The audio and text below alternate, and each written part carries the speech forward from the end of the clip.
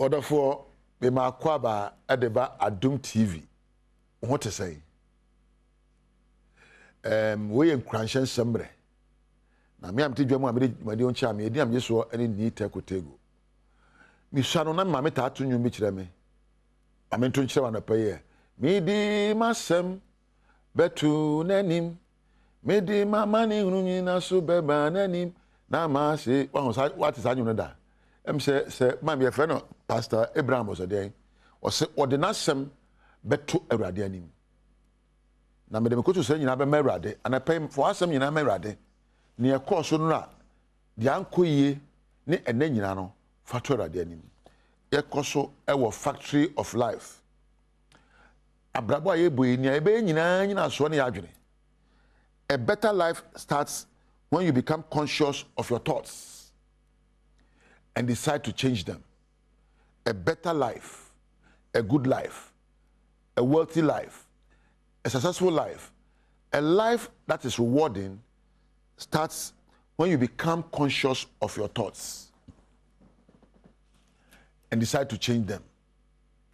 Onipa bia wa brabo be koye na dimu a dedi kan se o ye ne se ya se wosusu adwene a wodwene wosusu fatu nsam adwene be na me adwene na pay adwene be na ekoso ma adwene mu awia we e de na me adwene ho na adwene soso.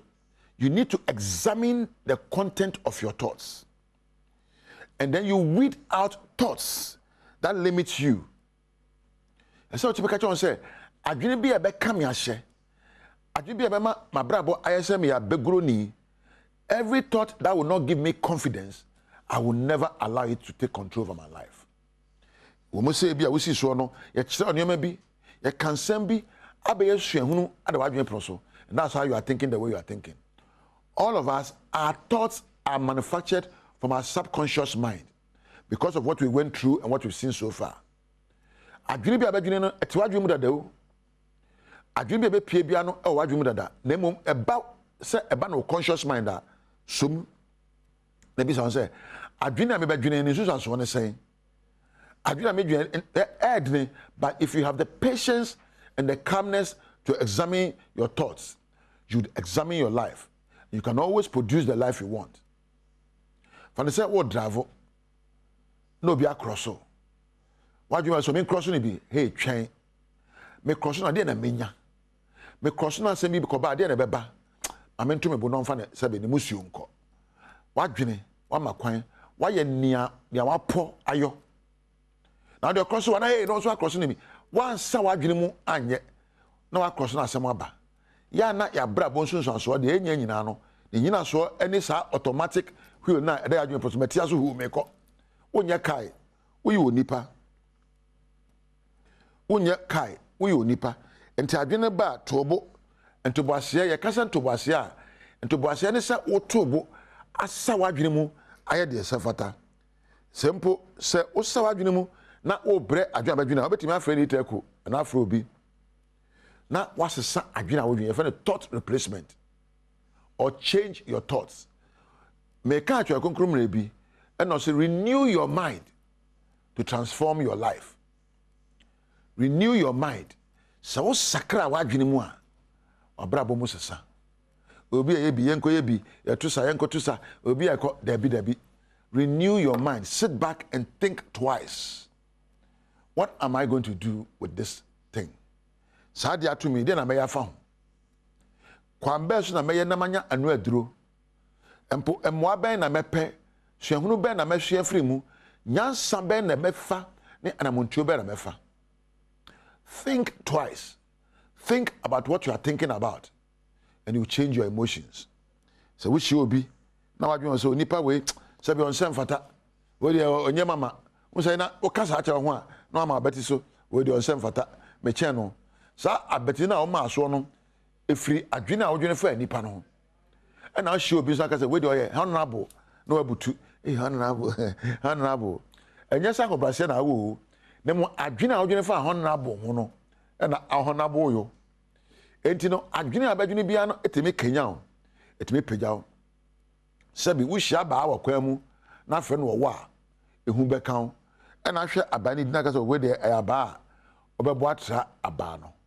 wadwene ena di ehunu ebre wo wadwene ena di ye di ebre wo odasani onyame ma wadwene wonkwa na ma wadwene wanfa wadwene ankɔhye obi tim enti obi ya wade a memo abrabɔ nkɔhye remote control hye obi nsa wa mia sere no wasere wa mia su no wasu wa mia kɔ dabi wona wadwene kura wo wadwene eni obi tim enti ya na wasusu wadwene ekere wadwene ama wadwene akenya wo aye ne sefata. Your mind is not in anybody's head.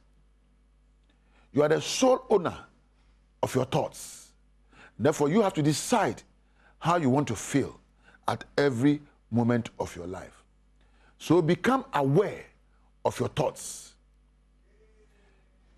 Understand what you are thinking about and reason about what you are thinking about. Susunya wodwene ho. Nothing ya wodwene ho ase. Once you do that, you then become aware of your emotions. Na afi watin kan so abeda wonsem, adwena me dwene be kanya abufuo, adwena me dwene be kanya yodie, adwena me dwene be kanya awerɛho. So when you say capture the emotions. Atinka we de anya mame. Abufuo atinka, awerɛho atinka, abomfi atinka de emmoa me. Then you take control and replace your thoughts. Yese menye enso meye. Yese me honye fa enso me hwe Nyankopɔn na ebo me dimu me sefata. Yese me de bi nko school ntimi nya hwe ye boa sebe minimo bi onko school ayeyi se me pesu ehunu na me pensa na adwuma papa na me sua me so meye ye ka kire wo bia no can the opposite. Yese me etiawa me ntimi nya we ye boa se me training na me practice a metimi ayo. Yese me atenten do me ntimi nkoto ye boa se me exercise da bia metimi akoto adie bia ewo wiase obi aye bi da no wo so betimi ayo ni nyina so ene adwene a wodwene awarepa asetena pa adwuma pa yedie ekurao na wadwene proso apomudne enkanko ninkunimdi ekurao wadwene proso eni babia enya de wo sika ene mo aye yi na me hu sikani a wadi miada ene ye de wagidini ena wodi na chi a obeyi uye die ekura wadwene wade mo asumdwe it is here apomudne edaha wa brabo nsunsanso afuo wi ayefa na wadwene emu na wo ne abedo atwitwa no ne abedua wo mu no ena abetwa wadwene ayese garden se awo wo mu ensoye wo mu a ene dey tutu nsoye a wo wadwene proso ne kum awo a egum nyinara ne dua rose ne dua sabe bayire na abetwa bayire adwene bia abesusu anopawia na nwume no eta abemma. You attract what you think consistently. Think positively. Think healthy thoughts and think good thoughts. Think thoughts that will inspire you. Think thoughts of wisdom and think thoughts that will create greatness in you. Never look down upon yourself. Don't give up yet. You have more good days ahead of you than the days that are gone. Emre da wani mun na doso. Empaba ensuro Kenya wadwene na wo Kenya wadwene obenya wo bi obeboa wo. You see, likeness attracts likeness in thinking patterns. Ya na wo Kenya wadwene asempabo na kan adwen papa na kan sempa obetwi obi a otise wo aben wo na mpo benya boafo mpo obetwetwe di ampo no no odwadwen pa no menua ana meja wo moma ya nsusu adwene ayadwene na enyu adwen pa na nkenya tenkapa na nkenya subampa wate mamena enokase ona me cameraman na me na Frank ase ona me sound na me na MC afo ase me na floor manager ase na me na lighting na fe me nko production room na me na Randolph ena Eja Webek ampedu ase wo a onya amrehwe me soso no enhira enya wodia midiam yeso eye ni tekotego ana meja wo oni onyame entira yada sepa samu akwa babie me Adom TV Badwam so eni yada ni tekotego ase ni nkranhye nsema no pa bia nso odebreye yada na sepa pa de adru so no kase no eni de ema o 7 doso ni etodwa wo mu bi ya wo betini Ghana Water Company for you say ensu a womode esom Guinness Ghana no ne wono atwam yede mu chiremu no ebebramo ohene bi nso enenei wo kasa de dindindindin na ni nyina no agina enei adan bi a yesisie ewo ne mpotamu ho no sade tie no ewo se ye nsakra ye nso ewo mu eno ne nsem bi ena no pay mede browse Adom TV Badwam kase Facebook/Adom TV kase no wo Go TV channel 119 DSTV channel 280 Media Fia Amankwa Tamaklo Afia ni die mutie so den sam no nkyeremu ankasa etie Ghana Water Company Limited say enensu a womo edesom Guinness Ghana Breweries Limited no wono mo atwam ni nyina ne say Guinness Ghana Breweries for the 6.7 million Ghana cedi Adom TV kase etwaso diamato no eso but yen Ghana Water Company for no ye Guinness our contract na ye ni PLC's force for contract na PLC dey ba ni say there are e wom say ye de ombubisa he susu a epese eton it is so na epese eton no na ye sika sem so ne da ka ho e de sika sem ka ho a then ye sika sem ka ho a na omo de ye tariff no ama omo a ye supply mu nsuo no it no enye yen na ye ma industry players no ana say omo a omo yusu yensuo no e PLC for mo tariff it Guinness for one budget so munchia enti e ba sia na se ba be discontinue na ya force omo se omochia enti se odi eka na wo mechia yen ba na be disconnect o ye de end ye ma any time frame every day bia no mobilization ye ba na do odi eka na disconnect o enti de ba ni say Guinness odi eka as at May we have as at March ending only 6.7 million Ghana cedis. Ye no money to kwa. O use product. Say na Ghana Water Company, ye use ECG. Ye to chemicals. Ye the ECG for car. Ye to chemicals. Ye the omo supply aluminum sulfate, alum no. E do ka omo supply chlorine gas, omo supply chlorine hypochlorite. E ka ye supply omo supply pump parts. E do ka. It is man for no ehue mobo no mo ntua sika na omo ntua sika na omo di e ka na omo di na omo collapse Ghana Water Company e collapse so a you say water is life Ghana Water will collapse so a ye nya nsuo and supply to the hospitals enti wasansem we mo no Ghana Guinness Breweries for so edwanu di sam aba wo mo twem so wo kwaro wo do masam akoto ye PUR simpenfo anim ewo wo mo bills no eho tianya se wo mo de Ghana Water for eka itisansam no wo mo so de eno no mayento akase no so na yenko yensam foforo mo manhene wo ntwomro traditional area ye ewo ti mantemu na na obrempon Kenya wotoso mienu ese nei ke Crachin Chumru District Assembly no one more ehwe se adan esie no one more enjichemu yie obidie nkodi obidie mu na de human so aba de kasa ne to aso ne Adom TV edi nkomwe district capital fire service lorry wo hodum akwa na kro num kra layout maka be ye benya district ko mekai besin ne layout bia ni ho ndi fire service no so eje top room ba bia be din se car do be ko ho ndi layout misramu a monye Kanye Street ukwa bia street be na kwa bia na ho so Kanye Street Covillion Street, ukwa cheneria. Covillion Street, eso edan hu na bo.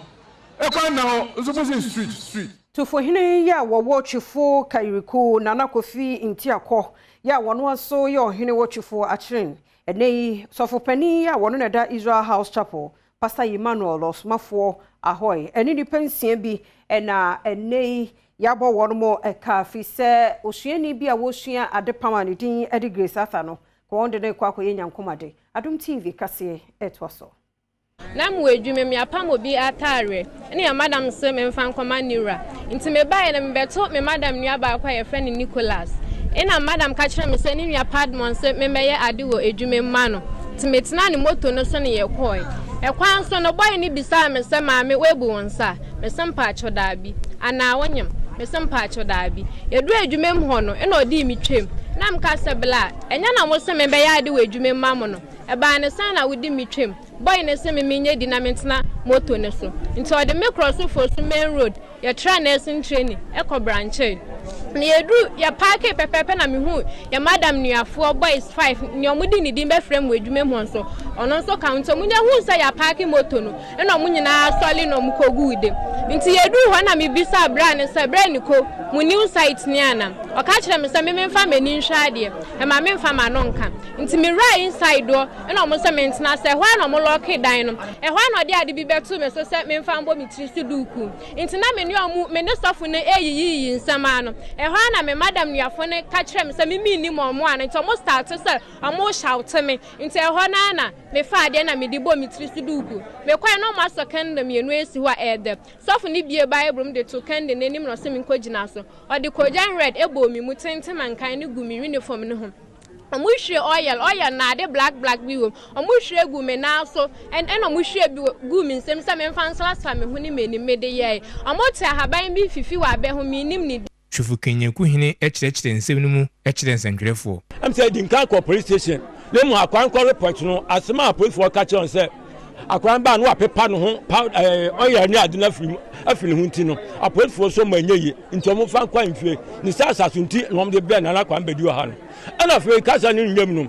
ekoya nsempo mienu ne nsempo mienu ya anye ba kwantum ba ko ka kire nse komo ne ba ko nsa ye ne ya nka mo fa kwan mu atwe honhom na ka hon kokra kasa falmu yeji tumonye nemo madam na woni nte no osu adwuma ho no won ka kire ne se wo mo komo mso na wo mo tu gold na gold wo mo kwa wo mo nya bi nti wo mo nam no so na wa ye nsenchene ama na gold wo mo saka afeda mo de man boyi ifi Shufu Kenya ku Eguso ya wo fifi mantemu na Sinfosu District Court his worship Abdul Majid Iliasu ti adwomo no wode abrantia wonya mfie aduasa nine Robert Kwame Kobi ato aposifo kokum na wotwe emienu ni nyina ne sa ne ba mu amfie dunan sasa bro wa bro na ye na yakayaka de ne se wani se okache Adom kase etwaso Asinfosu District Court akwa asetena amotembuafo a wotie adwom mekire his worship Abdul Majid Iliasu ashe owura Robert Kwame Kobi a wanya mfihie aduasa nan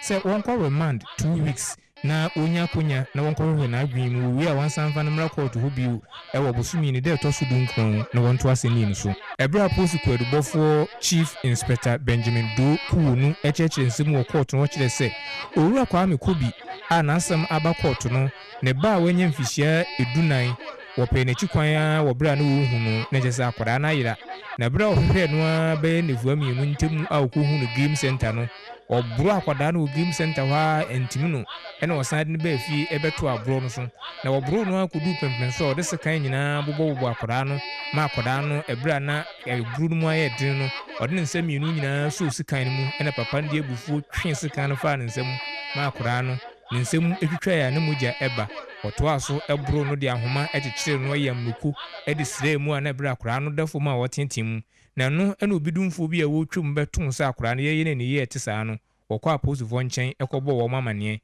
na bra aposifo bo anan ebe afie ho no wobetu owura Kwame Kobi so oto aso ala na wodi akwada no mpabura kyese wodi ne ni ankasa ne senti wodne ba aposifo atenaye asesei waye ho ne nyina wodna ba court a enne court tena asem so a wodi na bra otimwafo etieti nsem nyina no wo hye se obi a ono awo ne ba no betumi ahye ne ye asedi entensi enti aposifo mfa no monko hwehwe na adwen mu na hwehwe na adwen mu wi a busumi e wo mini de to so dunkuno wansan fa no court biu afeda mo de amanboyi efra Sinfosu District Court Ojumayeni ba kode ni pra no mu odin pa emu nsia so eprepra nkakra de ni nyina ya sorry dan a wonu mu si wo Botia no Oga South mensi mu onkramantam mu nura ejuguye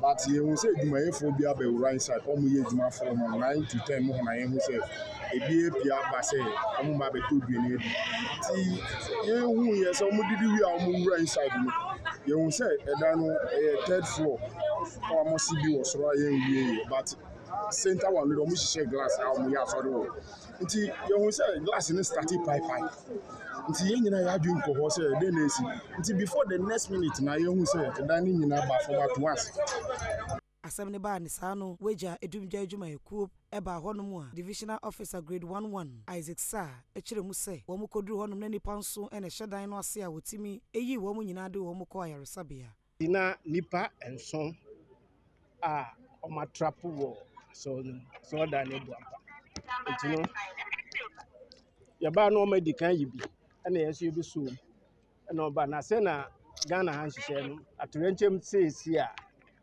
other institutions NADO police die nyinaa bɛka bo ɛma yɛhwɛ na nipa nso ɛna na ɛhyɛ ade na ne nyinaa mu no deputy NADMO director in charge of operations Ewaga South Wanda Matthew ekyeremu sɛ baabi a ne dan no esi na ɛhɔ yɛ baabi a ɛyɛ nsuo ɛkwan ɛsɛ nto betu Ghana fo nyinaa fo sɛ baabi a nsuo wɔ no hwɛ hɔ no yie ansa na wasi wo dan ɛwɔ hɔ we boy nyinaa kɔkɔ waterlock bia no yehu sɛ a yɛbɛ yɛ nneɛma afa for cement and everything there nneɛma bebree wɔ hɔ a mimi ntumi nka gye engineers ni na betumi edi ɔmo founders abanti ɔkyena ɛnwe no ɔkyena nyinaa no yɛbɛtena ho na afei na yɛ founders ni ba out a afei na yɛasesa Ebrasa asɛm the Word in Action Church asɔre no mpanimfoɔ ɛde nkrataa bɛto abɔnten yɛ a wɔn kyerɛ sɛ deɛ asi ne wɔn adwiri wɔn paa ɛyɛ wɔn awerɛho ne sɛnti abusua a wɔn ma de hyɛ kɔhyɛ dan yi ase nyinaa no ɔma wɔn kɔ sɛ na wɔne mpanimfoɔ ɛne atɔrɛnkyɛm adwumayɛfoɔ nyinaa ɛka bɔ mu a wɔhwɛ deɛ obetumi ayɛ sɛ bɛyɛ a wɔn ɛda ayaresabea no ho ɛbɛtɔ wɔn mu afei wɔsan so ɛda NADMO adwumayɛkuo no ase sɛ asɛm ne siyɛ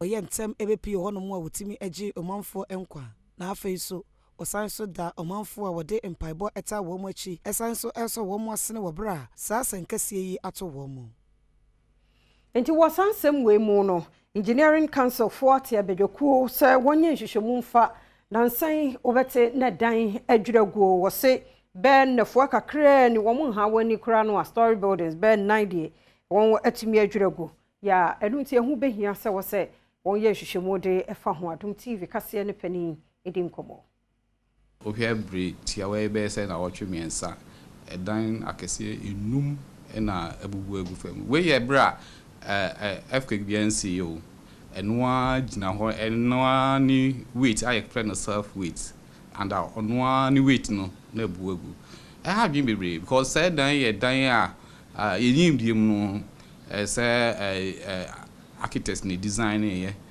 engineers na ye structures no because okay structures abu agu structures as engineers na structural designs no quantities of years almost normal assessing the materials and the materials engineers and so here materials components and quantities and forms okay the cost components and so normal see that so you all here all a both professionals in back together normal designing be normal so assess na dan no buagua na e hadwin ba ni pese you hu say so I am pass a dan akese tete say na engineers ka ho no designing ya na architects eka ho bia na ye hwehwem kakra ye achimbata bi dan ebugu ya nipa 22 ewuye omo no mo si dan kra so ka ho no omo wuye ehun se na ye omo makosua mesi carpenter omo nim die wo edan kese mu no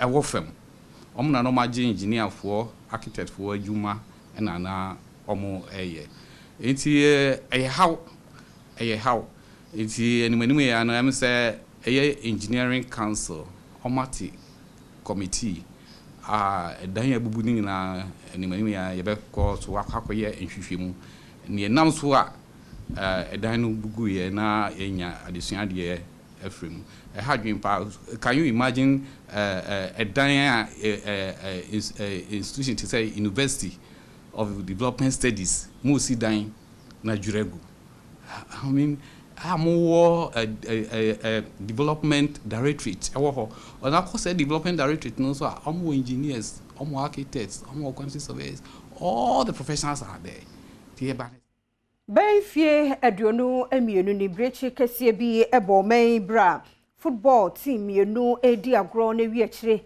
ahwefo kohwe bie no atorenchem si ye mani pa besa 129 26 eto nananom asiedo nanura enkaidum no yamani boni abnade pa ene Ghana fo bi edi nkomo efa ho ese ego etwa mu yi so na me check commentary me ye kotoko ni ball ye lusu yi te da ja ye lusu de yare ho tete worba me tie news na me tie se bibia si ball na chi ya da che ye hu se ya de a disaster aka Ghana ban nipa over 120 something ayede awu ye hia de bebre film de but still ebi mo ho mo nya de mu hia de but lan some from Costa do say they work no enso nye enu ntina from Costa do say ye board bo na ba form. I think say at that time na me wo Burkina and I met sad news, you know. With that, you know, I may not think say you know enu ntina man ko from Costa stadium ko hwe ball no. And now this year you know technologies are dosu. You know all the time you can sit anywhere na wa hwe ball ni say your person wonye. Ah that very nima for pa. Enyagro sidebi. E pon a me ka menya kofi na bedin. Nti ampara me ne menwanam ye pake na ye kofi. Na ye msi ye pon ball no. And BBC oh ama dos ni na lokui ni mafo wi pa pe na de hye bi mo ede to adom kase enim omo se omo de eyade e ha omo ye papa nanso no omo nsusu se ebi atorenchem ya esi ye mfinhia aduonu emienu echi no ena makọ bebre na entumi emba Accra Sports Stadium emma mmehwe ball omo di so omo emu ayeden sanso na ball bo no entumi enkonkan enu nti senkebe ya mpanifo nhwe no mu nsemu kena se ne be yo man Ghana Accra Sports Stadium no ebetumi amago kensi ahodro akoso na Ghana ya sanso aba behwe bie me amede amane boy ebrewo edin amegye so ene na abna adepa Adom kase nyina no so na Adom TV Badwam kase aha na brema kwan na ye de asie de adu so no de bonkrata no ha ye be call online so ne ahwe stories ahodo etwagu ho ebraso se wo konso awrade mfa nkomra asomdwemu na wo obia ho ban se wonye senkani dia utimi share live on Facebook/Adom TV Go TV 119 DSTV channel no so 280 incoming yes bampon ni this year Fiaman kwadi Bismarck akasi ensia Fiaman kwadi jane naso memo akwaba mejoso ebi aboko nyam yadem se na ye campaign ni de menyini se nipa me fan campaign manager kura betimi ya sa yes nyame ya adumade ya de agese ye de ahujim oh ebebem se so chamba fraka se ona bugina sumaye no eno e oda no ona bugina sumaye ona bugina sumaye ubedu ho nyame ti ye hia ne nkwatenti ahodi wo sa na usudu ho dia ne asere awrade se Adom ne ntoso na ka de wo mu ne ehu difference ne nye clear so atiase yes se ya bonkrofo achi ti koduru ebeye ne ya mo achi na se ura mu asa memmo a place for abaso where a place for na say visibility na fede aye visible pa please visibility no yes mia wodu amako enu ameko ba bi na medru fi around 12:30 anadwene fia e free legon hono e nyina hu say please cars so when she bia na bi sound tebinye se bi free Medina na ebesena kwa na bi di wachi ya ebesena kwa Medina and I think say idea e be do mose na ye ntireti mu so nko mia wodo a e bi nso entimi no because no kwa ho bia manasen na kitikiti ne ni mabone se basa say tawo Medina esi ma say eba form and I think we are there ba kwa IGP no mrante mo ya de mo nyemo akwasi sanka adwuma no o man ya yetimu so obi aye na adwuma kakasa bia ni ho debi on se posifo nim de omo ye nti omo ye yeah sanso ne ye expect say mensin mu crash mpanifo enso hu no mo ye even eno kra before mensin crash mpanifo kwa ye wo regional ministers this time them say any deputy this time the president it's regional ministers ye wo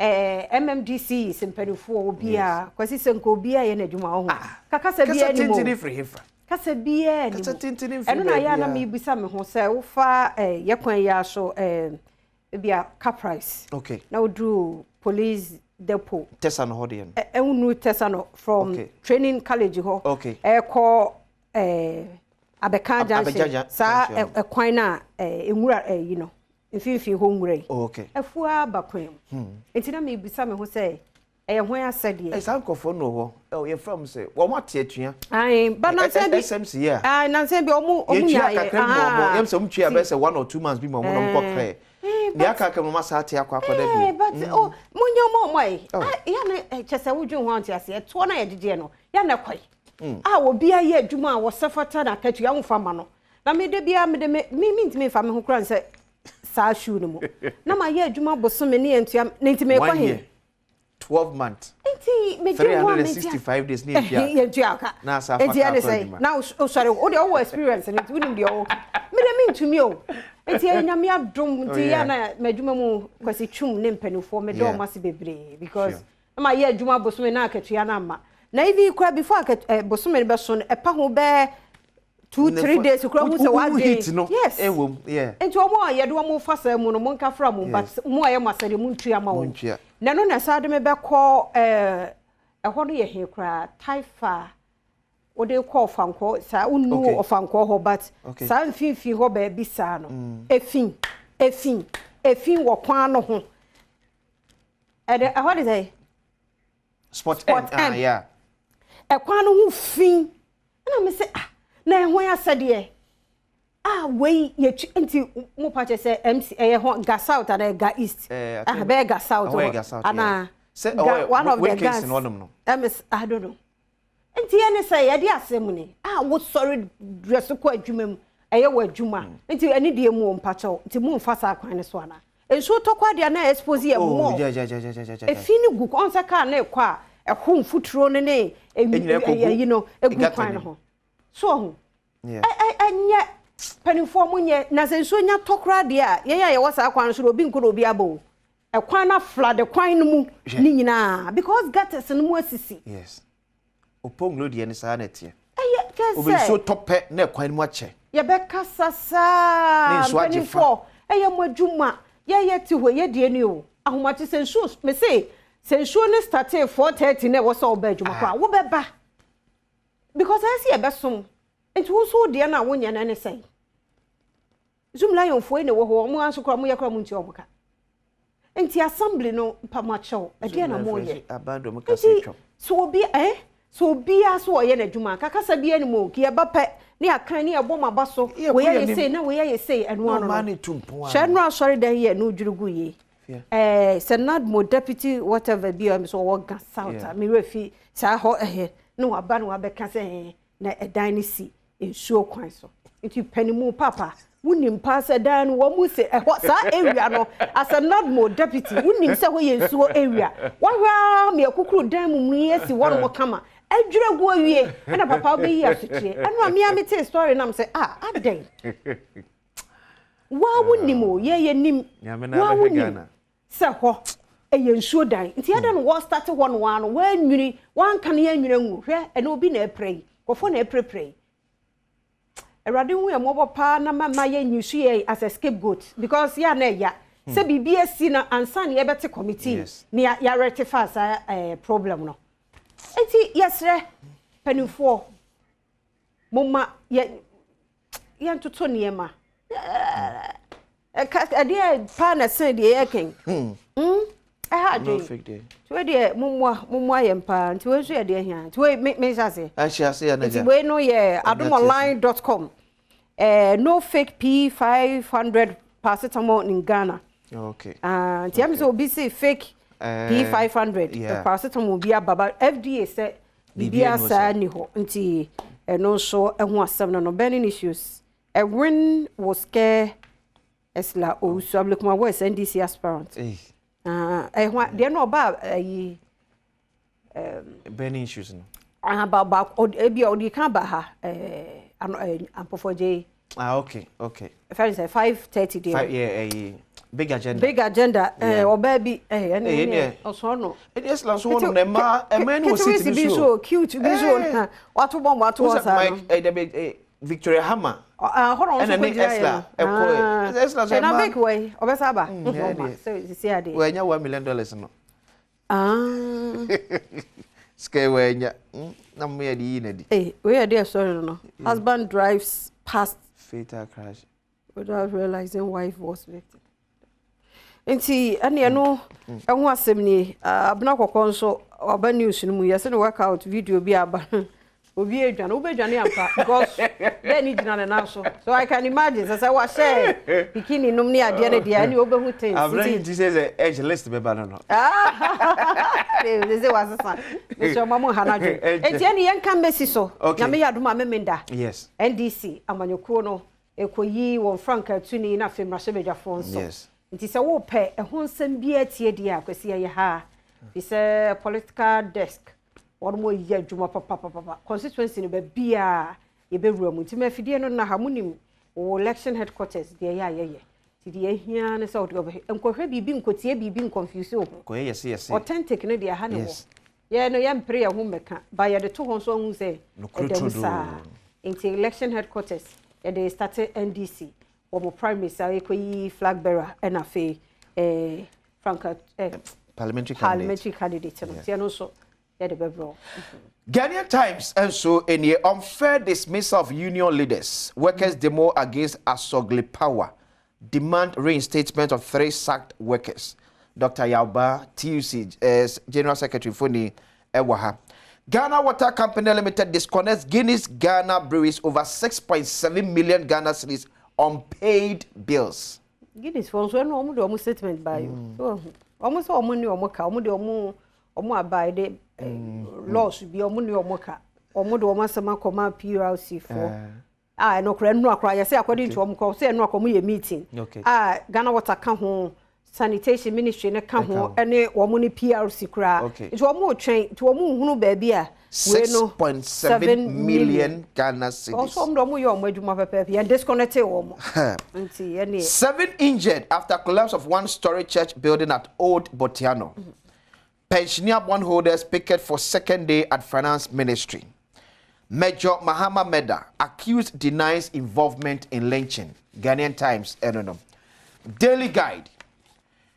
NPP constituency album verification opens today. Comes to the picture of General Secretary Lawyer Justin Frimpong Kujia. 7 injured in church collapse. NDC presidential polls in limbo. Dufour goes to court. Cable thief jailed 10 years. FDA warns public over polyfort from Nigeria. Daily Guide and so on. The new crusading guide. Despite COVID, Russia-Ukraine war ravaged economy. Now future should be our greatest focus. Dr. Stephen Amwa, Deputy Minister for Trade and Industry. Dufour eyes court over NDC delegate list. We are aware of your hard work. Greater Accra Regional Executives tell Joe Gatti. National Road Safety Authority urges road safety actors to embrace data management practices. Electric vehicles for Ghana. Jospon Group, Zeronox partner to convert 1,000 refuse trucks. Galamsey fight. Police arrest 2 foreigners. Sub-chief at Achim Oda. The new crusading guide. Ora Jogati Oda so Omunyi na on dey can declare on the underground pa je say na Jogati campaign kono o sa if you enya de ketu o on de enya dede no sa ankro hu ne dede ankro social message tem na dan bo beta bom enya dede etie bebe force esunwunu no sa senso she de fedipa sa na ne de ne ko se na e codify na no call I think western north and oba central ma me penny ko hwe dedicate nya baby ko no matena ni pankro for now ni pankro ni acted say omunya o me predibre ni ni nkunu o madawo but then dura ni bon sampa se ni pankro omo ana ekwa ana Dr. Fiyensu eda so yeah Greek minister job for the youth okay e ho na ati akodi o dia Greek ne beboa so no to nya o ka che Ghana for sa de betimi ama o ma agine ye ekuayo enna kwaos man pane kufa de share nsa enna according to no so no wo ye no so se bo antoto ampapa so wo ye manfa so ba so eti wonim no to say na ebetimi age Ghana me yenko IMF bi no ekuayo to so wo bai ekuafo didi say tem yenti yan trend the MPP be but na die memenda die ye NDC for die so ati ase NDC for die no so se kwabredo for court nan o kan na make say na ka 3 days or 4 days no court umba ya na ya sa mo me adwuma ye de ti mo de injunction but sekoba me nim ye iso ene so o cover ni nyina de a na da na omo ma ne hu you know emi say enyo no nko a ne me so titi we che say from constituency to region to national album share no and a sin to abem go national for no to twen say e be free region e dey aba but delay aba omunya ne because mo adwene ho da crown sana date yi ba party share so ye say some kwa abato bi o se wo de makanate no 21 days no se na be ya sinto bi o mo metimi akwante se na sinto akwabere for areas ebi o mo de aba nipa baako ebi afia mankwa or different two positions or constituency one oh David say we move bebem nipa nwotwe the same enkrofo na they are in different albums David so say some ye na mu da ho I think say maybe ekoba say bi a entempenny a ohare ba mu suntino ya bobodi akwati yeah munye but omunya ne ntem because say ye say omo postpone a ebe ha adwene ebe ha adwene injunction akoto so wanya to so injunction dey court no etiali so omtimi om say 8 days hey 8 days na ka 4 days no hey ya semu etiali bia council of elders no ebi betimi ehia na omena kasa but unfortunately say part no ebetena amena akwakodo say because me say the concerns na Dr. Kwabredo for a reason even if not say enye the anomaly say we edie PMenu we edie PMensa the delay in releasing the album no I think say it's your national elections anka NDC ni nye ho so ni kwa say internally mu anso mo tena say e ma bibisa etimi koso and I believe say the general secretary no emwa partner say delay beba communicate say you so say they had mamo 3 weeks before the elections but bibi sent no mon sent me kan sa abrese na nipa no bia ai na won kan we say me na me bebusa almost only 220 constituencies aka 56 now the 56 constituencies no okamu a amount to almost best 45,000 to 50,000 delegates we're not from kwan 50,000 yeah nipa 50,000 so I think adwuma say we yada so a sorry sorry na we kura ni na do ayi na ehwe adwuma na fe na mo be ne kase o sorry so na no ke kam mami chi ejalote ejalote yesi also catfish pa tele atofo no wai be se omumra fre uni meja lota fre no the catfish alote Jacobs na making catfish the catfish farming yeah ebuso ho okay munkoto na catfish ye wunya na almost spice ni ye ni ye ma na wunya wo fries bi de ka ho a ene ze wa wia no no nti mesra mo wa to ken oil ai what ya that say nti wo ye catfish ho ade na wo pe catfish pa dia ura Jacob alote Jacobs na say ne wajo de on the side eno anu no simple cra osmosis anope ya chia pa why ya sound engineer say o credit wo ho sa o obi na sutre say na say osmo adwuma no waja ya na ya ntudi tie na je say ya sa sha se di osmo anope mi anchia why na koso aye de wo ye no se bia boko de oboko ehu ni de animu ye bia ye okay tie de obi ase ye kọ na fe agudie mu nsam mambotema nso wa ha ode ahosepe ebeba nkomo bi nso wo kire a ye bedie na paye se wani tu asememe kwasiada enanom ye di wo moda ne so nkokra ntie no so ye de bebra mu na fei asemidi kan ba na mpensem mu nso ato so ene ye ntena efri akra ye nche ekwa babio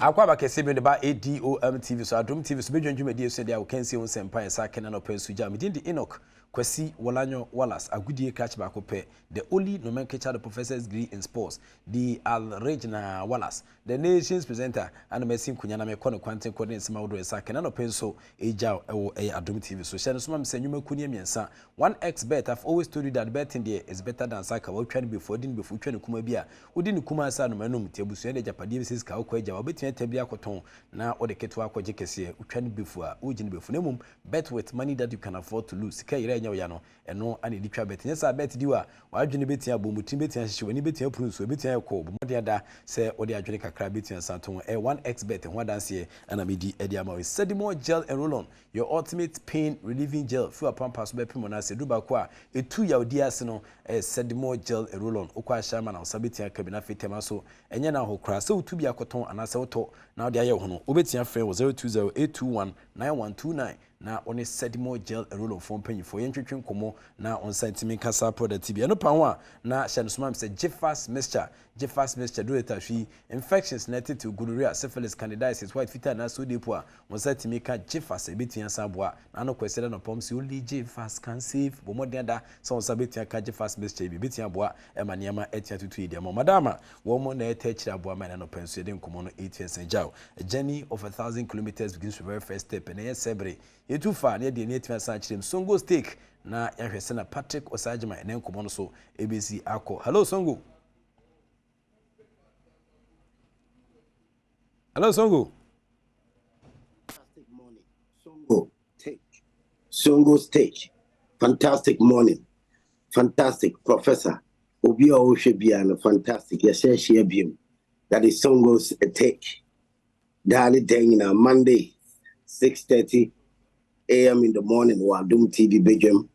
Then also Wednesday, 6:30 a.m. or Adom TV.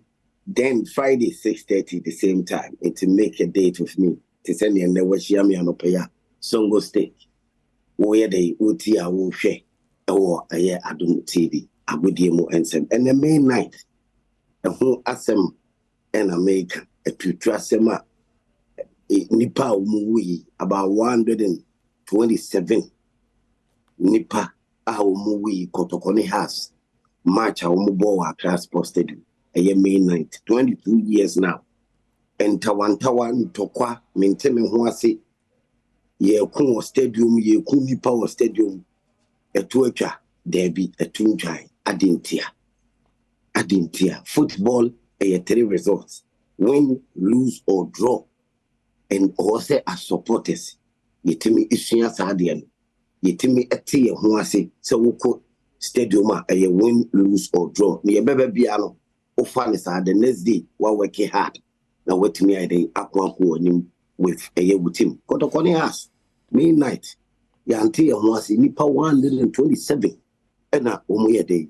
Omuwiye afibiano na sports minister walidi nipa ni yakwa kwede mekasi yakugu hunsa na sibia yakobo humpaye se ma ebi sa NCBM but sanity ana 22 years now e dia addition yes yin sports minister wo hwe sports nyina so no also wo mo wani ekọ eye football people omo manage football now kai wo mu say afibiano sports minister me di a domain me ko bompaye ekugu ensa anase bia eko ye kire bi mu obi an se eni kwan se tutuasem esibiem e wo ye the various stadium but say ujai ni sana say CF for no so anase so called football people for no so say omo rese good officiating ebitimi akoso omo rese fairness bibia be ye pepeyo. You see, so-called football people who manage game. Sa de bia obetete ena ye behwe ni obekọ relegation. Ye ni behwe ni obe free division 1. Aba beta eye super fantastic league no league na ankasa ho no. Sa ye ni behwe ama team we aba we na obekọ relegation no. Sa tete sem no. E ka ho na ma bad officiating tokwa e de 80. Na no ya BA United any Brekumas na. For a day, bobo. According to say, yes, he say, team Baku, and yet, Yabamano, I qualify at the Abba, and after again the promotion because of Ibia will be interest. Our office on a penny and answer on a football for only a diano and also a recipe Biabe kind. Sat the same way now. Born and to acquire a season, a wrong. That means that 22 years midnight is January. Myself, Nicole. A year Karela match with Kumasi Asante Kotoko and Tokwa is see ye to abo stadium baby umukunya nyani abo free by what you see because ya bobo le bi nipa bi ntia say e be a personality we abaho because of his personality no look at that childish mind okuteduru a obitimi abeboama ne timadi nkugu nti won tia say and tokwa no or tokwa to abo myself na violent in a big coming or Karela. It be seen 22 years stadium and tokwa the various sports stadium ye bobo maintain me ho ase because so-called football people senior mama nkofo e dia to wo mutirim saa nkomo na ya ne ba bonten saa say ye no kure every no and so-called football people for no omu percent team we free division 1 ba Premier League or omu percent team we Premier League relegation every because omu fi team we and to abama no team we mo and penasem na normal way nyina also omu hwe no muma etu echa because a normal BCC a otete sa normal way a obo se na ayete se eye no kre mpa se ne normal si ko ye no sa na te se ACC ma wo hu o hwe bad officiating e koso a e dey na football people ene eye referees association eka safa ho because officiating count na midnight nipa we 127 life referee nim say true pass no correct assistant 2 apeja ne flag ball ni toilet na still na obema flag na siso no and the flag no eto form tama true pass ne ko and ball ni kwa akoshe no apeja flag wo say offside by referee etinka o manage na so sa ball ni share na referee no say still assistant 2 a flag gina so a ebian ko busa ne say e de ne ba ntia wo peja now we really go offside but ankoba sana maintain one as supporters e kokun ye e was stadium man ni pa e dey ewu ye e be seen still 22 years still ye that so ye tutu asem bi na wo hwe o ti ase bi na wo hwe wa Adom TV ye that so ye tutu asem ye ko parka entokwa e na ekoso e wo parka na say stadium e ye wrong just say your mentality na ye di eti e ye Ghana ha e ye football no e ye so bad o ti ase I mean, Emrofia Yeshom own tetis I didn't free home. Say, Bia, Empaying against team way, team win again the promotion, and team win away, Empaying for any fair to the game. In Tiama teams and also supporters, the BF say, Bia, yet is you for officiating. If the nether be unknown to Quasa. Any causes our mentality with our normal wing in her, eba. Ewo ye game no Ghana hasi. Any causes our normal wing in our team, a day, eba. Iti idea or say ye may ni a call bad officiating any fairness na any game no or say game near fair na nipa ni lusu or lusu nipa ni win our win nipa ni bodwa or bodwa no ate no ho ate but that fairness na any game ni improve the game ni local league ni here massive attention ye emphasize massive attention in local league ma fairness in kono eno ka ho and still na ntokwa to trust him 22 years in Siashi, Nipa 127 the week, May night, 22 years. And Yadia, yes, BPF film say, Osi Jain, Bokwasem, in Nukanse, Yakumo Stadium, in Nukansi, Yatotua boy, Yatotua, and Nukansi, a year to trust him, our stadium 22 years still, and to trust him, of course, 81 Mukuta, football, no more football, no more football,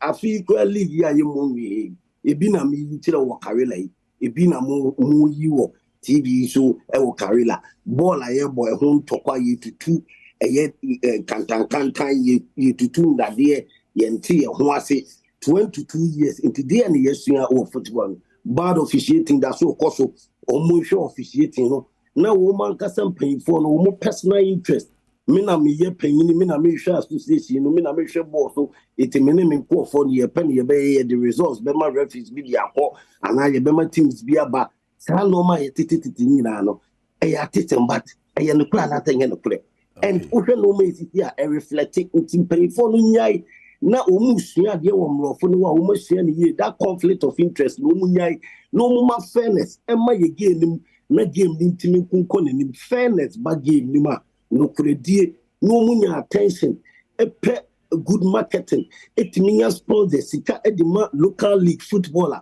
ye be peja ko yenim no mutua referees ka bad officiating ebesi na ye the referees ka referees timi officiate a host season near the umuka about ebia 3 or 4 months or 5 months input 10 months pra it bad officiating na course no e ka ho na masa midnight at Rencham to ya or think you see BB film say ni kwansi ye basa stadium bi mu no ye gusto a ye basa ye ko stadium no or see ye dey ye jai na yɛma yɛ football no ɛtumi pagya na ɛkonkɔ n'anim till May night what I see just ɛnura 22 years ɛnura 22 years since anipa wu yɛ 127 yɛnsua ahwɛmfiri mu enti yɛ so called football people yɛ ɛfɛ no ɛne yɛ sports ministry hɔ no ɔmo ɛnhwɛ sɛ ɔmo bɛtumi ama sanity pɛpɛyɛ no korɛ aba game nim na game no ɛtumi ayɛ dɛ akɔ n'anim ɛwɔ Ghana na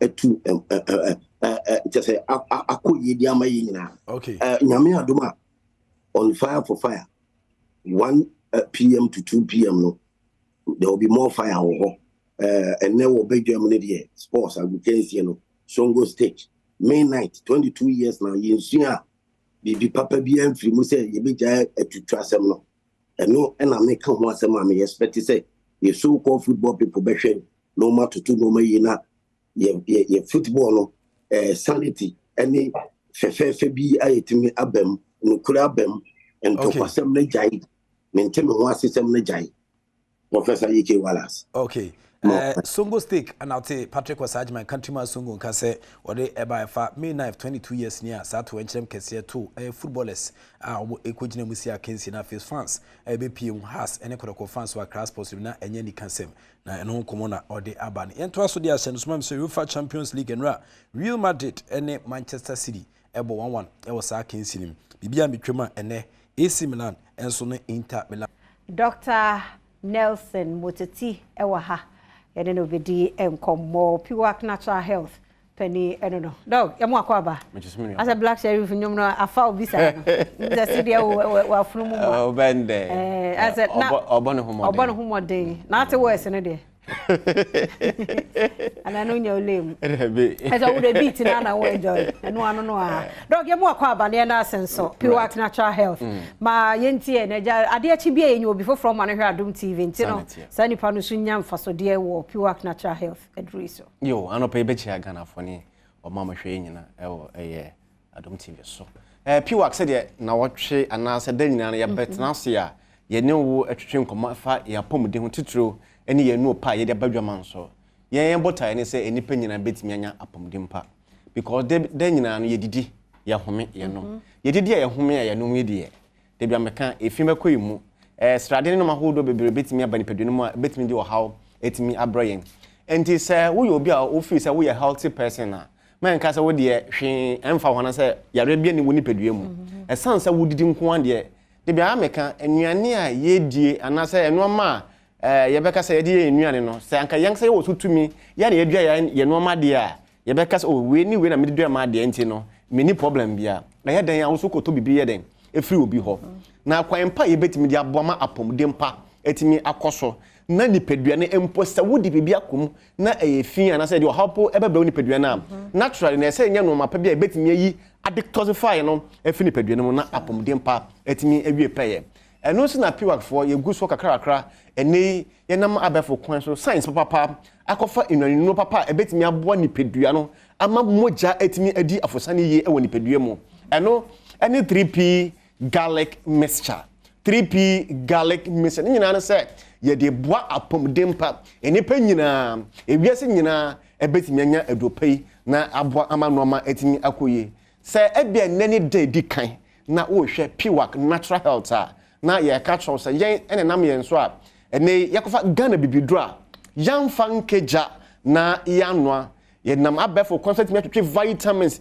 inenu ahodo ebo ma nipadua no ekonkan yetimi akotwetwe a ye de boa ma apomde mpa etimi ewie peye etimi ede amawo mesra wara se eya na yare enti ehu behia se wonipa bia no obekoso abo ohu ban ama yare wadom bia embete ensi wo so basa na enkofa ohaw emfa emrel enei pani a wokoba maami a wokoba papa wokoba pekupe wentimi manage ubipbi ya na ekowie wo se stroke yare njojo yare ebetimi abawo so say me publication be recently ya say 17th May by World Stroke Day. Okay. Enti Ghana ha ye kan mabunu a the rate of stroke no ekosra ya de ha dwin yi papa aha ne nyina no lifestyles ne no ma bebre a ye ma ye ni enko ya pomden ho enti no kane na yefi se bia stroke njuju yare betimi aka opene but sese no emofa nyina eden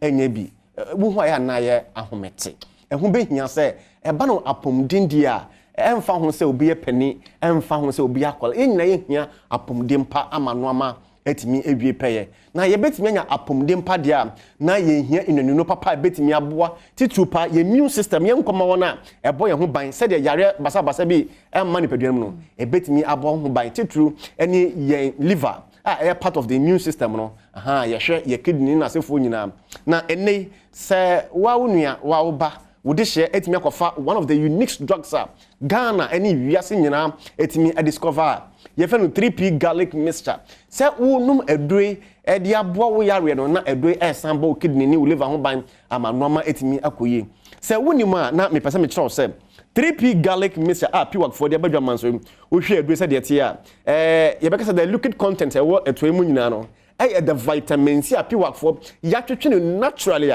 nsuo bi animu a ye de boama apomdempa wo numa aduro anasa wo di usika eto aduro wo to de ahotoso ni ene daso ewoma ebetimi ama wa apomdempa na usika na wo de to aduro no na usika no untungu de bada 3p garlic mixture 3p garlic mixture se wo ho na pressure abeto wo sciatic nerve no so a ebetimi ama wo to asentene ho no ebetimi atwetwe wo ye papa piwak se yenya enwanuno papa ebetimi aboa ama proper blood circulation as a flow of blood in the system se moja na etimi di afosani ya sa o how kitenketi na ebetimi aba nipadua so ene di ya abraye no ne nyina ebetimi eyiye firi ho ama hoto ene apomdempa etimi ayeye dia eno nti na piwak se wo pa bibia betimi aboa wo bibia betimi asiesie wo bibia betimi ama wahotoso ene da so ama wapomuden munsem etimi awie paye etimi dia ma odia na 3p garlic mixture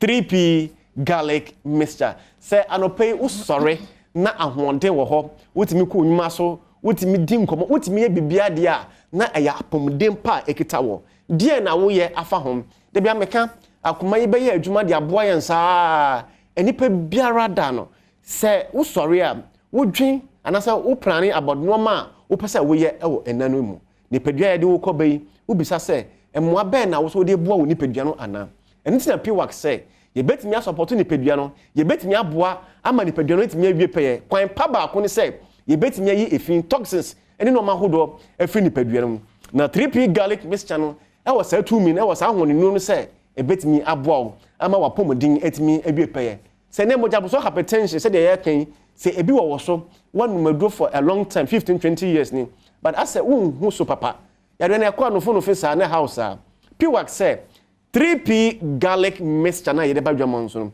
nya sa do pay bi na fa boa koma no empo wadro mpo a wonum dada no wonum 3p na 15 minutes interval no ubetimi anu wadro na etimi abo papa ama no ama etimi akoye etimi edi ama de bia me kan say diabetes se wantimi manage na wonhwe ni ya ebetimi afra wani yare se wantimi anhwe ni na krukot ton ho kra na wanhwe doctor kra betimi amputi ebetimi twa wona yefi so ni nyina no se yentimi anhwe ma yani anko ya pomden ho pancreas na produce insulin de ma ye no se chimato na se symptom bi eba mu a aduane a wudi banku fufu aklen to fufu mutuo no wuntimi body ntimi absorb sa energy nya den emfi aduane eba na sa na eha ni pedua no piwak se 3p garlic mixture one of the unique drugs Ghana ni wiase nyina discover no nya sa no pay bi na abo ebia ufa metformin ufa novolog linagliptin insulin kwa wo inject ubetimi afa 3p aka wadu no 15 minutes interval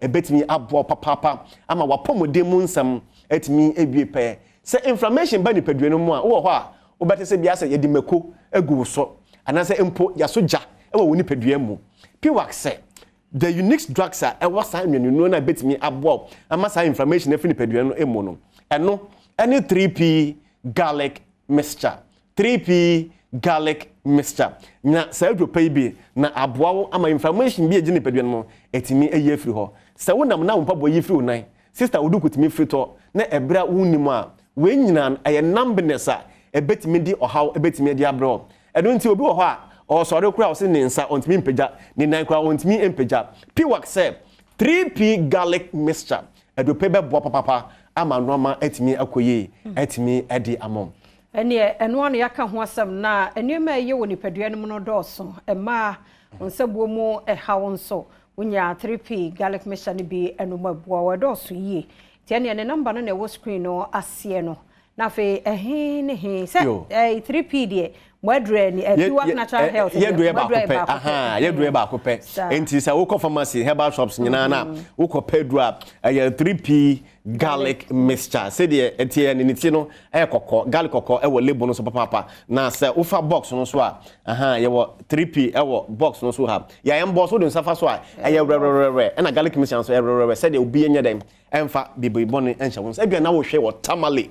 Furniture offer kojo herbal opposite Tamale taxi rank obenya enopay bi na etimi abowe papa bia na wo wa commune away enterprise opposite wa cathedral obenya enopay bi wo ho bia na wo kumasi a furniture eye Dani Herbal Colinac Criskey Misty obenya enopay bi wo ho na etimi abo papa bia na wo eye takra de furniture say Charles ofie kuma na AA Mensa ni nyina no obenya enopay bi bia na wo eye Mankesimu furniture Jaff Herbal obenya enope bi ho na etimi abo papa ma no ma etimi akoye etimi ediama e bia wo ho wo hweye ko Albert Sam e wo ho obenya enope e bi wo ho ko fodua fo nyina furniture Gapsen Pharmacy eno so obenya enope bi e bia na wo nkoko na dia ne na wo de nche Hillside Pharmacy and say Isaac Drugstore e wo nkoko ene ne mantam nyina obenya enope bi wo ho na atimi abo wo ye papa wo nkran mpuni mantam ha akra ha dia na wo de nche Angel Herbal ewo kanshi dudu bia ohia bia no obenya enope bi wo ho na etimi abo papa na duro no so wonu a relax utimi eda wo sorry a the next day utimi nya ahodem foforo dem ekọ wonuma so 3p garlic mixture open the unique and organic drugs in Ghana now there na wetimi hu say ampa 3p wonuma wetimi say infaso de wonya bi papa ye numbers a ye didi djuma obetimi afra ye no 0248 92 88 24 0248 0248 and 024928 824 0248 okay 92 and then pacho mo sa number no dem say no you wrong ti dog me your number ni ye biom 0248 92 88 24 0248 0248 92 88 24 and now 020 020 100 another 00 21 020 100 another 00 21 we numbers are offer Piwak for ye beje so na 3p garlic mixture the number 1 organic drugs no when set me can be papa and also number 0248 0248 92 88 24 okay sa numbers nyina offer ya Piwak for ye beje so okay nti say ba ko na mix wo ho 0248 8 ne mai na start 928 824 0248 928 824 no ene doctor number nti ano pay the phone si ha yeda se papa panti Dr. Nelson Mototi ena yete no enka no Piwak Natural Health Dr. Penny Nedro eye ba ko pena wa dwama so eye 3p garlic mixture garlic di ni mun faso wo so nti wono abeka se ya mfa ankeja mfa nka hwe natural na ene watwetwe afri mode ayedru nunumbe na emwa ma ye be kokura no e bia na obi pese working kan adue ho okọ piwaknhealth.com piwaknhealth.com researcher fa 3p ho nyina obetimi akan impo ansa na adue kura no wakwakoto sa nti ukọ online a wono eda so e wo ho nti ma de yedru so no ye birthday celebrant no na ye baba we hwe wo mo na before eno no ya nkasa ye nua be ma Pastor Afram wono ewo Brook International Ministry and wo wish Mrs. Jennifer Akwa our 4 Square Chapel ewo bubuashie happy birthday nti happy birthday nkoma Mrs. Jennifer Akwa 4 Square Chapel wo bubuashie from Pastor Afram wono ewo Brook International Ministry o sinyame nhyiraw nyame entre wahye mu nya okese pa kwesi so obeye kese happy birthday nko emfa maw afei happy birthday nko ema adwoa nyame enhyiraw nyame enye okese adwoa eneda so oba papa bi nyini beye oba pa ya kokodro anmunyam ewo mu na nipenya wo so emfa so adwo no afrakoma Priscilla happy birthday nkoma afrakoma Priscilla erade masede we mpawanum onkoso ma wonsre abribia afrakoma Priscilla happy birthday enko emfa mawo Beta Bwadi happy birthday enko ema Beta Bwadi oba papa bi erade ma wonsre nsa watade ba bia do na be sie bia no omawo enye enhra Beta Bwadi eno no Catherine Kofi happy birthday nkoma Catherine Kofi obapa nyame nhyira papa na onkoso amu ahoden kwatenten na bribia wanim enye sere ya Catherine Kofi happy birthday nko emfa emma Diamond owusu basenia de fachame na ntumi amu anu fachame ba Diamond owusu nyame nhyira oba fe ye me be erade nhyira papa erade ma osomfri adumu enko adum emu na nyame enye wo kese pa afen so eye Ellen erade nyankopon he mobo Ellen Kudawu watade no kra fekeke nti erade ma wonya kese nhyira ma osomfri adumu enko adumu nti Ellen Kudawu happy birthday nko emfa Emma Erica Nana ya happy birthday Erica ho fedodo erade masede no nkoso a enwo ho mo nkwatenten na omma wo ahoden de wakoma ehwehwe no erade emano mram Erica Nana ya happy birthday enko emfama Ethel Akapo enti happy birthday nkoma enwadwa ewo ha Joy Industries wono eduro tatahwea eno so eboa pa vehicle 20 enso ewo ha memma akwa ababa mena na pato bibia bokode obode ado mo ase papa na de mo ayemienu de ne power no wom ontade no so ofe yes vehicle 20 ebo adwuma papa nyamishira ne misha se free wo hoy yeah vehicle 20 sina da ye no of course every part of the country so edu haniaba then you are looking very elegant. Thank you. Excellent. Yes, on point. Vehicle colors na vehicle 20 immune system support drug at Joy Herbal Center yediaba na little over 2 years me metimi akase so far no West Africa ha Ghana ha ebibidro bi enu ha very efficacious. Efficacious than a do vehicle 20 stefia. You can attest to that. Vehicle 20. Nipa enum ni adansia eba edem ha krampu. Womu de infonia to yesu krampu no. Omu di adansia. Omu busuafo obi anu madro vehicle 20. Na so good. Vehicle boy ye papa.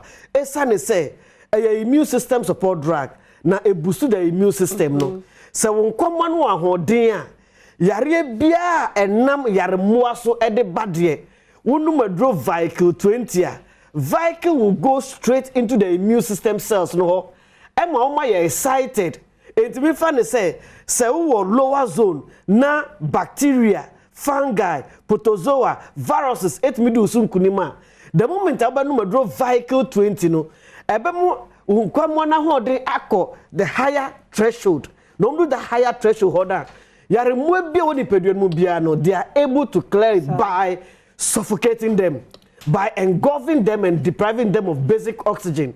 No more way food peduan now you okay enti yare bia ha bia no wonu madro vehicle 20 a ohoto enu nti behwa yentu yare din vehicle nye disease specific. What I say eye juma holistically and I say for general well-being enti ekoni peduan mu a yare bia ahinta a wu nimukura se ewo mu no wonompe na yinepi na ho ayeden ato enti wohwa impenifo the aged in society grandmother grandfather womu a omu fe na kwa ni mama immune system no automatically growth amana ba form no they need vehicle 20 obi bia obanum bia no ekla bibia ma ne ho ayeden eto no yenhwe oba owo menstrual pain oba bi wo ha oba de menses obeka oya mu a but make me the menses me bo say wonu madro vehicle 20 a wonti se oya no bakumpo se wote a na nya dro vehicle 20 na say se wote pain bi se oya o menses a wohu Adom TV a frena se me hu oba bi wo ha oya ne menses 3 days na etwa Me pacho unu medro vehicle 20 you go 5 6 7 days. You go within that 7 days no. Obi so ade de no tra 7 days. 8, 9, 10, the other week. Unu medro vehicle 20 that thing will be a thing of the past for you. Obi due to infection, me say due to infection, onya the menses no twice in a month. Me pacho due to infection. Okay. Apart from fibro, more fibro than as for no. Impo fibro for inti unu medro vehicle 20 mo say wan kasa obehu. And the saw menses twice in a month. No medro vehicle 20 na hwa de. Oba bi wo candida, or bacteria, edi chlamydia, ebreno. Or Neisseria gonorrhea and as a gonococcus bacteria, or Treponema pallidum bacteria, Janus syphilis, where your nemu yarea, or homa and ma, and merema. Ebi there aye chronic, aye quanco, or triticra, and yet the enco. Numadro vehicle 20 national dear. Obu our frequent urination. Your friend UTI, urinary tract infection. When you frequent urination, kakra, not do sodeno. Kakra na ju so de no inkan cancer adiasa oda anajunos or soria oba sori bebre be say 5 6 7 times and na dey achi enti eno no onya that good hours 8 hours now or say oyeden or the dano so at the end of the day no hwe ne metabolism enkoso ye both anabolism and catabolism na aye one sign wonu madro vehicle 20 one kaso be say yes enti ju so mu how bia de no madro vehicle 20 Martin, on to us. No, man, to us na fe. Young who the way what to try to team there see a location no. Any baby and benya enro bi ato. Yeah. Miniaba. And no kura bako e well apumudi hu nsem ne say. There be asem bako American say the secret of your health. O kasa na menom. It's by having strong immune system. Into kasa na menom. No, what's that? Nice, what me no empty stomach. Very good. Okay. Until I oh, Martin Kasa, na me nom. The secret of your health is by having strong immune system. Sir. To here, abra COVID iban. Preaching kesi ana e koso ni say, yemma yen kwamwa no ahodin koso. Meaning immune system ni strong. Sir.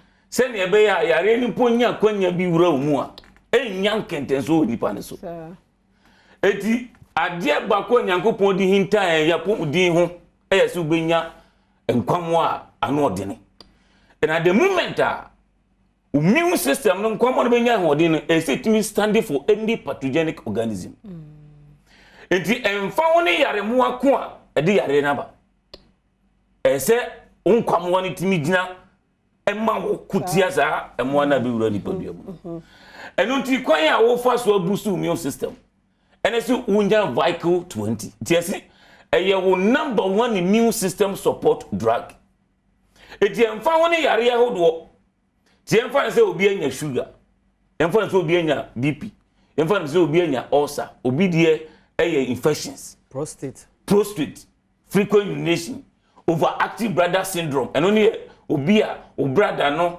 say bi infection abam ne astrinki diminu abanka ebi obi ba dwonso ebi anase be kan say onya 1 liter emu ni dwonso twa wansa ne ka wati say dwonso di no babo say half cup gumwa ne wati because brother no astrinki infection abam enti vehicle 20 no onumu a ebusu nkwamo ne masa yare ma bosu entra ni paduam enti minim obi a oh hey na otie a obeka se yare we na ye minti no de me ko minti ntu ho anamo minya bibi ebetimi aso anode amame agise nipa no wanya vehicle 20 sa enti ebenya bi wo he se vehicle 20 nya na wo shop ahodo mu sa obi a sabi o he no shop bi akoma benya vehicle 20 but the most important thing is yare be na aye kran ama wabamu abu ano ne ya ne hia me because we aba me no tie yi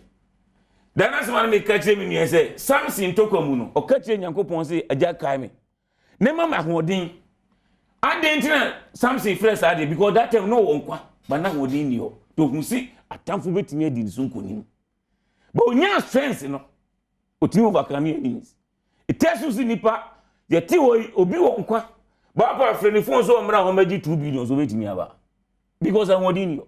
Ontimi ma. But me won kwa holding the ni da so ho. Enu nti ne ye ka shenkrofo nkran say. I drove like 20 die. Ye nkwa gira nsan ne yeboa. Etu de minim. Men twen ka se me yare ansa. Men twen ka se yare bi metra me so. Men twen ka se ye mo yare ye di ansan wakoto vehicle 20. Nemom fa show trim say ade ba ko ye ma hintasem kese ne se men komodo nya hode o mini padua mu. Therefore yare ho don't metra te dure eco boost immune system no e vehicle 20. Is a fear. Omo BP. So wo BP. Na wadnum orthodox drugs no. Amrofdru wadnum. You say the num vehicle 22 aso num for just 1 month. Na hwa de. The underlying factors ema BP ni ba nyina beko. Ama won de dro bia so biem. Eya challenge na metuma Ghana for. Omo asichire yare diabetes for ankasa because of the phenolic compounds what vehicle 20 the phytochemicals wo no. One model vehicle 20 a BP, sugar, prostate, say yare miensa we. So bi obi a onkoto edro vehicle 20 no hwa de.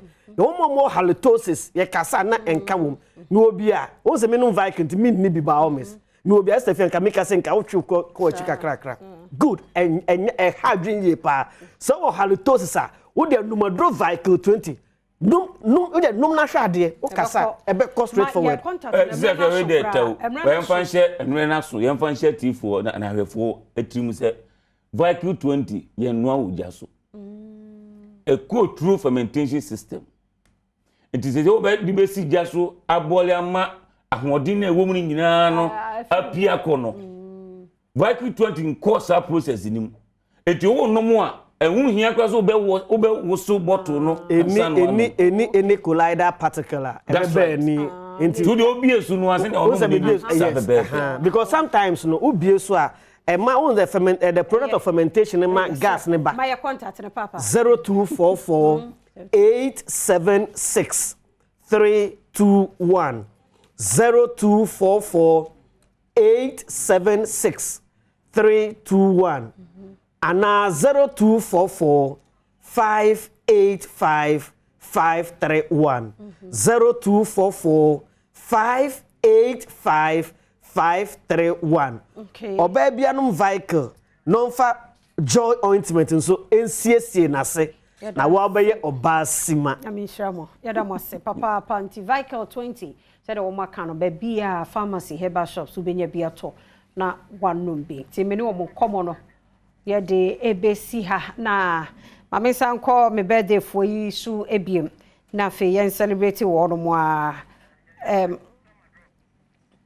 enti happy birthday me to so dia Felicia Kwansa happy birthday nko Emma Felicia Kwansa nyame enshraw nyame nyo kese o picture no aha Felina daso no ba fefe nyame enshraw papa Grace otin e champon happy birthday nkoma ogre Grace nsuni one hand nyame enshraw Grace nyane kese Jason Wills Afisa kese happy birthday nko Emma Jason Wills Afisa kese Jason nyame nyo kese nenyini beye titiriu Kennedy senyo happy birthday nkoma Kennedy senyo nyame enshraw nyame nyo kese pa na fe kokko ene ye kokko birthday happy birthday nko Emma kokko happy birthday pa kokko nso eno look at what unko make sure the wiki ya better two mun katin na mazabro na zoti na na pay more guest o fia hade na guest no o mo fom crash am wa ha but pocho bomazana am fom one of nyoma ye hu da yelizi oye okwechi menye mukwechi papa o Ghana hade nkofo doniye papa nti no ane pay ma to sa frɛ no o studio hade amenye no bototwe nkomo akwaba DJ Azonto na apome na do so yes I'm mislead na wo say ndé na me che nails by eyelash by was a VJ me do briefy pants by end yeah nti sponsorship no nka me lose because hair by me kind but my eyelash because now me just better community go for na intention eyelash that be me ba mo bre pa da me hu nti ntina me isle me say na mo be hu say nails by, you know. I see. Yeah, Angie's Parlor, and this by.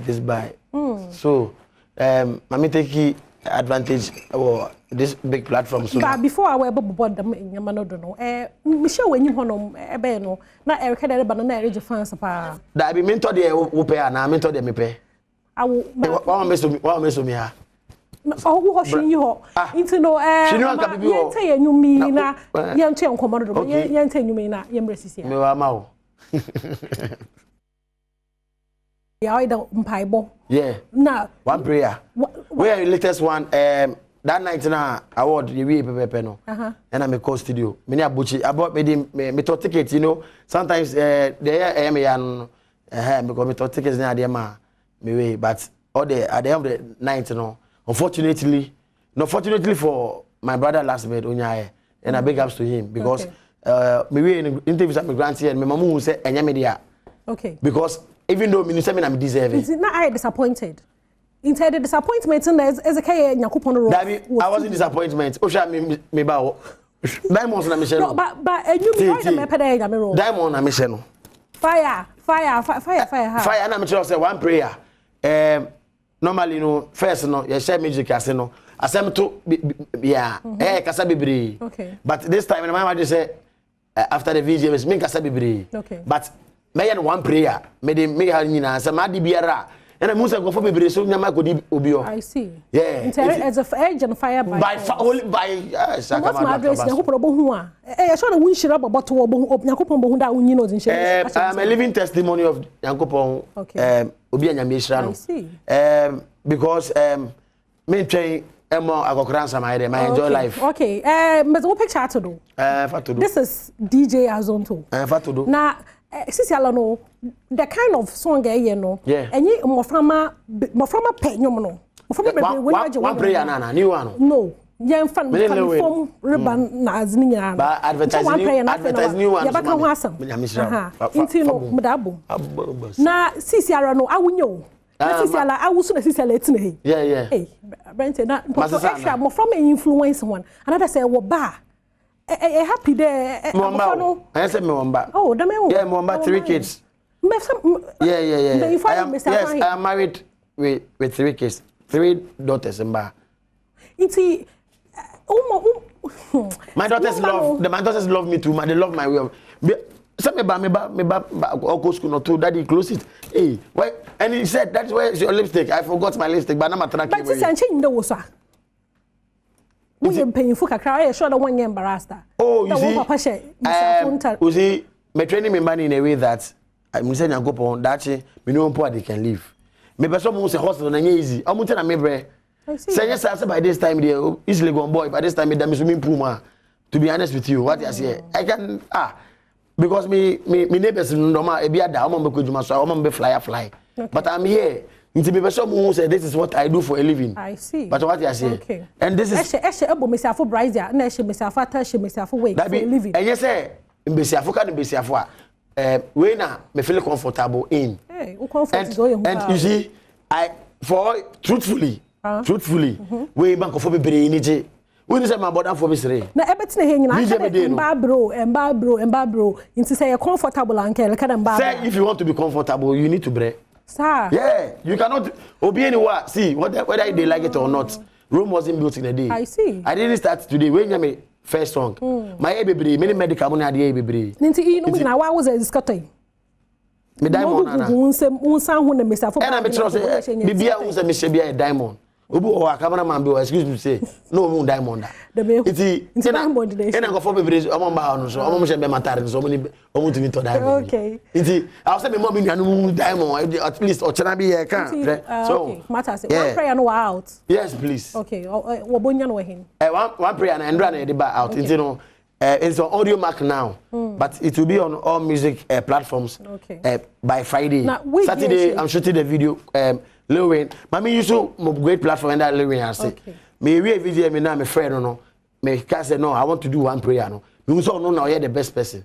Or fly by, me see or you ben. I mean honorable no cap the hotel the BBR or call flight in and out. And I was a video so I found one car mommy. Okay. It's me for opportunity way. Now I never knew say for the first time in my life. And I mean who obi as I won't say I'm kind, but me won't be a. Oh, you're kind. Yes, we wish say we didn't cut or you really poor. And sometimes you wish too. Sometimes I even wish I even wish say I wish to be a politician. I wish I could be a politician.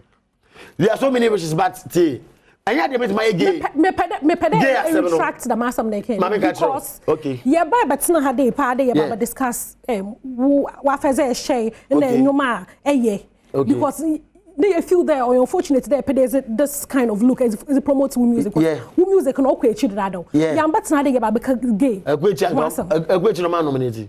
I don't know man nominated man come out and say so the Antana day. Okay, I was told. Okay, no, the mass of the can. Yamba promote gayism. Okay, it's on your crowd. Okay, on TV. I'm sorry if you don't understand. One thing I say, I'm almost me gay, and I'm saying me wishing Yama baby, and I wish say, Enka, the Omokano. I wish it would be that easy for me to do, but I am a Christian. I can never do that. I am a married man.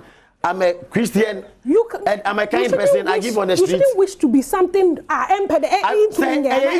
You cannot. Rome wasn't built in a day. I'm a mom. To me, say, Bibi 7 good years. It's good. You'll be good at 7 good years. I like and you your can. hustle. Although you, they be because a musician or hate. Okay. Or hate now to me to die grandma mammy. And then you are joking because you both show your just I don't sign. They put money in my account. Okay. You understand? Mate. Yeah, so you can save and become somebody. Yo. Boom. Mate, these are don't talk. One prayer. Papa, one prayer.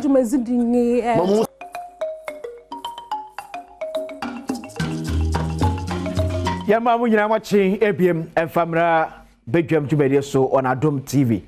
Live on DSTV channel 280, Go TV channel 119, and social live and so honum.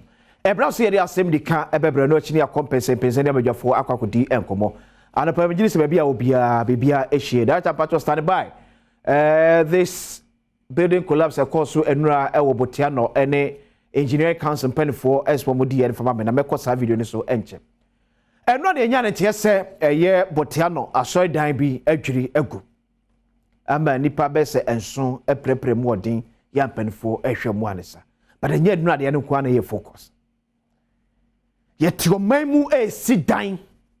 Yeah, yet sit down yes no ya tuna jejemu.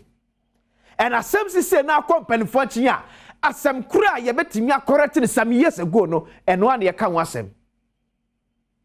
A man for a materials from the year you manye. Contractors from year you manye certified. Sad ye tell sir the same contractors some more AC dying.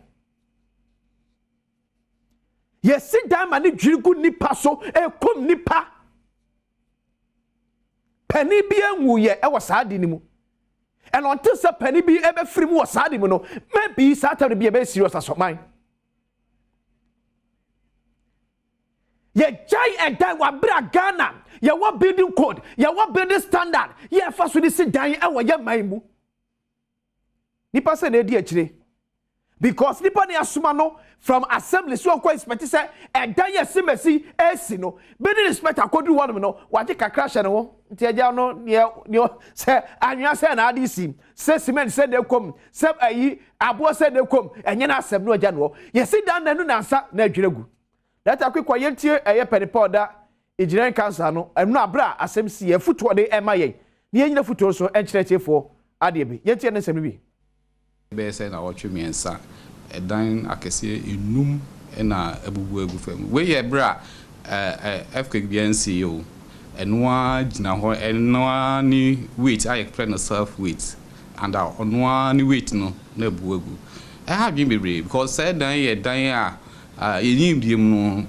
say architects ni design ye engineers na ye structures no because okay structures ebuegu structures as engineers na structural designs no quantities of years almost no assess the materials and the materials engineers and so here materials components no and quantities for so here the cost components and so no see that so you all here all any both professionals in back together normal design be normal so sense na dan no buegu na e hadwin ba ni he pese you hunu say so I am pass a dan akese titi say na engineers ka hono design ya na architects eka ho bia na ye hwehwem kakra ye achimbata bi dan ebubu ya nipa 22 ewuye. Okay. Na me pese me pese free penny na kasa ano neba. Na otwe ba akontam wo edan num.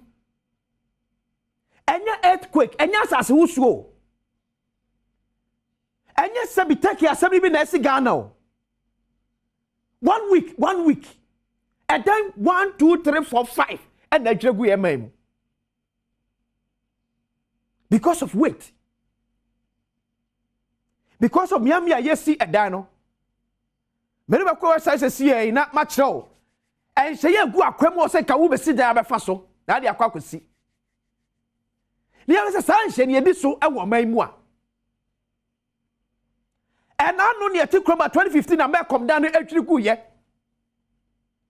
Any asidi pa na dan ye ne dia no ne contractor no any e me pani no ya chebu kwa akogina se ne ya bepem ne akozi sei. Ene mesifo na esi dan wo Ghana. Eti mesi no oduru ba bia okokosi dan na no ahwe kromofo boys nja wa betimi atiatare nbra menko. Sua hunu nimdia bia chedem because am friend say e dance esebio e ya anti boyfo e na si dan. Sadi ati ase. Ye first obi a one co school, so one to me and co school dia o last resort e so be messing. But ye wure fi say nipa no esi no. Edwirigu a ekum nipa. 2015-2016 nipa over 20 and the wuye wo yemamu because of building collapse. 2015-2016 nipa over 20 and the wu Ghana because of building collapse. That I'm sure I have for your website to see na yen the building permit na hye ya egu akwamu a wo besi down Ghana or so diso asa na timia wiem pay your edi amount. Me no kwa website to see na kire wade ho. So besi dan e wo ye mamu a en hye ya o so diso ansa na dan na opese osi no etimia wiem pay your. Hwade say when building permit application form, title search, indenture or deed assignment of land title certificate, building plans, structural drawings, 4 copies, structural calculation report, TO, fire report, mechanical or service drawing, geotechnical report, structural integrity, environmental permit, traffic impact assessment. Pacho mo amusi dano. Mo amusi dano. Da ben obi etimi fulfill we nyina ansa na e ma na sine dan. Da ben and obi timi fulfill sa enema we nyina ho. I'm not picking from anywhere. Say Ministry of Works and Housing website. Every baby o. Sanji share one nyama na bibo meti waka o. In 1996, you had Ghana building coordination share ever to just a wedding shed be adwuma e wo dance yem no any capture we nyina de kan ho. And never makumako edumienu why ne follow abra wo sine dan. And nobody's interested. Sebe full up making sure say a simple day I won't see so the structure integrity. Ne dano was na ho den to say e if one was dano. In fact, when you saw me sit down, crowd or as ayi, baby, I consider down. O sa one man you had to come man for your test. And the bet show anya any cement block ayi your friend say I want to do a become I will dance him. Me patcho da ben now sir, baby, I could sue Diana, I could send pen for testing. Ye Diana said, Yanya assassin, Yanya mason. It's young could see. Na ejrigu na ekum nipa me se Ghana pani bie no a edan bie adwiri ade agu so and until some maybe ye bedu sa pepe so no pani bie afa ne serious because esia ye nchi contractor bia esia ye hodi assembly officer bia responsible and now call lands commission so akwakoje permit dia akwakosi akọ yin krata le kosi there emfihie du na onsankan patempanifo wo ye adwuma Ajmefo eti ayem chisiane aho plenty because ultimately 3 years for document asan wakokosin dan because o 3 years and materials not be senior edanom na ne bo e kosoro eto kwa 1 2 1 2 no anu akọ asem nsu kwa ne akọ akọ stop work produce permit and they say yes so we sit down credit me twerɛ kora gu ho. It's a shame unto us. Minister for Works and Housing, Ministry of Lands and Natural Resources, Lands Commission ni mo amukeka ho. Et yet na say na de na ye say ya akuye da bia say ya. Me say me kom esi nipa entunan up to now. Obia na mu o. Me kom da na buku ya ekum nipa pre nipa be say entunan no obia na mu. Contractor da o see dan na adwirigu ye no ye nye ne license so. Et the same contractor me say e bon akwakwesi dan foforo. Ochebe to also. More revelations on the way. Honorable says watch it. Let's say only Ghana, but wait for us tomorrow. Near course what I want more. Ama ya ye dia a dan edriku yesono. You call Ministry of Local Government. Onu assemblies. Some we serious on more. We na bi anketo ebetwa. Medini akwasinsia. Ye de pese mu etwaso.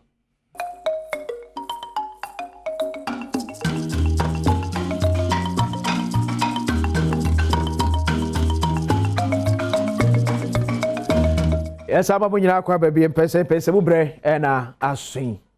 If I second year and come Franco Trading Enterprise. And Mukoba Takaseba Quene, a batna so a memoir, a boama for Yanni Mapa, at the Abom Bramo, Brabo Moyaha, at the Amawomo. But the car catches a phone, they say Nokia, iPhone, Samsung, any phones be out be a papa fish shop, Nankasemu neba, a papa Franco Akachi, and answer, Ebeke be at all. Say TV now power from 32 to 65 inches and we offer air condition by friend no Franco air condition. Me say entwen kanea bebre wasa na the best me achele no. Enya second to akra. Onyanya bi akone kope bi sesie Papa Franco de yetere so a na ya sorry sanse na darumenti enene ye to dem ne ma ye nsuro eho bibia na afra 0246 422 338 0246 422 338 Sanso and a Piwak Healthcare. Akofa 3P garlic mixture. Yari abedwaso. Tiedo needing 3P garlic mixture. Any ado is a man bumusa muhuna manie. Mo teso wa blood pressure costro. Wasi chire ye wo mu nipadwem kwa na ekos meka asiche yade bi. Unya 3P garlic mixture. 3P. Ene papa wonu mu asi ne nche. Wa sha se enya insunsanso pa e wo nipadwan so. Yankasa abama ene yede ayenti no echechi wo so bia ene ho ko woni for ni kire okanhye Kofi Sam and Kings Walk obenya bi honum sa so na kuma so ko Danny Herba ni fai Colinac so ansabe kemi so oho ko Albert Sam Herba takrade AA Mensa ena face nyane so ko Green Light Pharmacy so a onsa ebeke bi ato no chi miamia odo bi eto do bi akwa so hwe 3P garlic mixture yenton bi emfa emafre 0248 928 824 0248 928 824 Kaisa 3P garlic mixture de bia ewo glass bottle mo na chance je no red cover and afi red garlic and so down to koto a na mpacho moni akonsana bi mfa asokwa emeda na o a change nam safari tissue and so ini meskoza se upe tissue de apa wonim na wonim fifiri mu edru se handkerchief a eno ane safari tissue obi ode ye adwuma bi agya tum sampa sa ma eke ha adwen pa it as a covid by so be a jai handkerchief use because handkerchief no ode po wonim na sa de chi obotomu a obesa de pa mi free bi na sa kofa yade na oyi free wonim no asa de ababak ba wo hia tissue enye tissue bi aso na wo hia wo hia safari tissue tonkuma ne bi fa po wonim pa cho restaurant wo hotel wo chop bar o petition a wo be paper mo sa e safari tissue da be kan for edema ne bo e wo fom eye pa richoko da bia maka so no pay no na nyina bode agu abu ahode aba yanka se koko ne de ento bi onu bia gitum se emu e de ye pa Ghana koko so de e chinje bia enu ya sa so ne so aye kama pa esa de ma richoko ananom de de badwa so ese bi nu ma no pay ya ahode ba ni padwem no enye asem kuma just consult me kan se bi emfa enchiro tie se upeso tu kwan ko amonone ekosua ade na asanya a scholarship a just consult metimi abo mo achieve sa ade we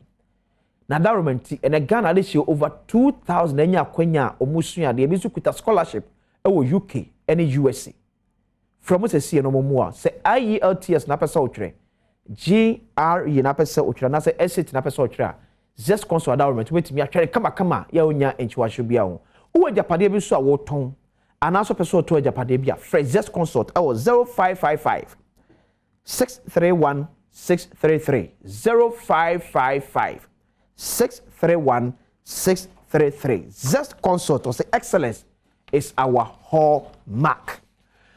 In my question, I say me any person bro. No join live on Facebook or Adom TV.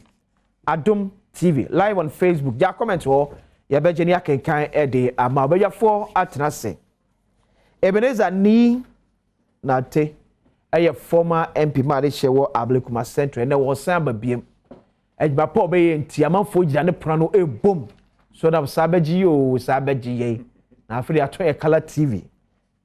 Akoto black and white. That's not Erica J. So Deputy Original Communications Officer de ma NDC Amiyuko. Ben football coordinator. Nyame adom kwezi. Na umpo mwe. Nyame adom. Yes, eja. Ya bakwa. Meneno etikurain.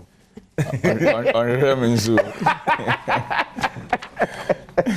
Honorable hoye de.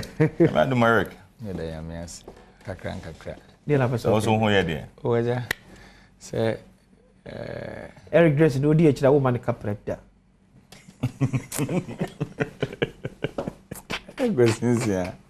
Eric Grace udi echira o bwale da. Dressing. Kwesi. Oh yeah. Aja. Some say oya a lawyer. Okay. They say o say lawyer for dressing. And then so I treat clients at the mouth. But they will so when clients. But clients because hey, lawyer we dey is not dressing. Atare guano. Mean that down. We dey want someone back at there. Hey, mama sha say feel so this discussion here having on a semedica. And then ya e dwedegu. Yeah. Omo du omo ni ADHD. Say na engineer council president de Kasano. Yeah. Within this week 1 week in Kwano. And then 5 na dwedegu yema. Enya as a result of earthquake. Yeah. But no mo check here no ebi baby e see da no ebi a factor. And then materials e see da no a factor. But this has been with us. And a person who call near a Ministry of Works and Housing on website. You are much over sit down here. The near will be here. About 12 or 13 priests or so go through and send what to me and Yakwanyako Sudan. Ye diso. How many at you? Since we say this year. Yeah, because I know pay the match here as for. I'm saying, no, I'm about a semper. When I mean, who say, a dime be a drag na much video no. Na minim. See, maybe I'm say, Ghana almost a young cry higher, but o should the way na a dynate me drag I thought say excavator cran be a dear kobogu. And it's so serious. Who legitimate questions. But I did back when higher and say o maya nipa egum no ade si na na ye ka ya adwene wi a e wo si etwa so action bia nka ho we the island we see NATO no action nti ye be kan next week na etwa so but the following week e bi san bugu bi mu a ye be kan nti city authorities no mpanimfo a omo na hwe planning of our towns ne de keka ho no omo na ma building permit ne de keka ho yina nti omo na ewo se yanka omo di omo ni bedi ne ma chipa minimum one estate developer bia me colleague BT ne estate kwazi bitum ze dan na no osi no no mfa ho de hia ne se wanya asase na o develop ya mani partner because dan no my friend over 2-3 times e dan ya isi ya 5 years my obekona cracks are bad dan no ho no clearly no you could see say ono nisika obeje ho na odwe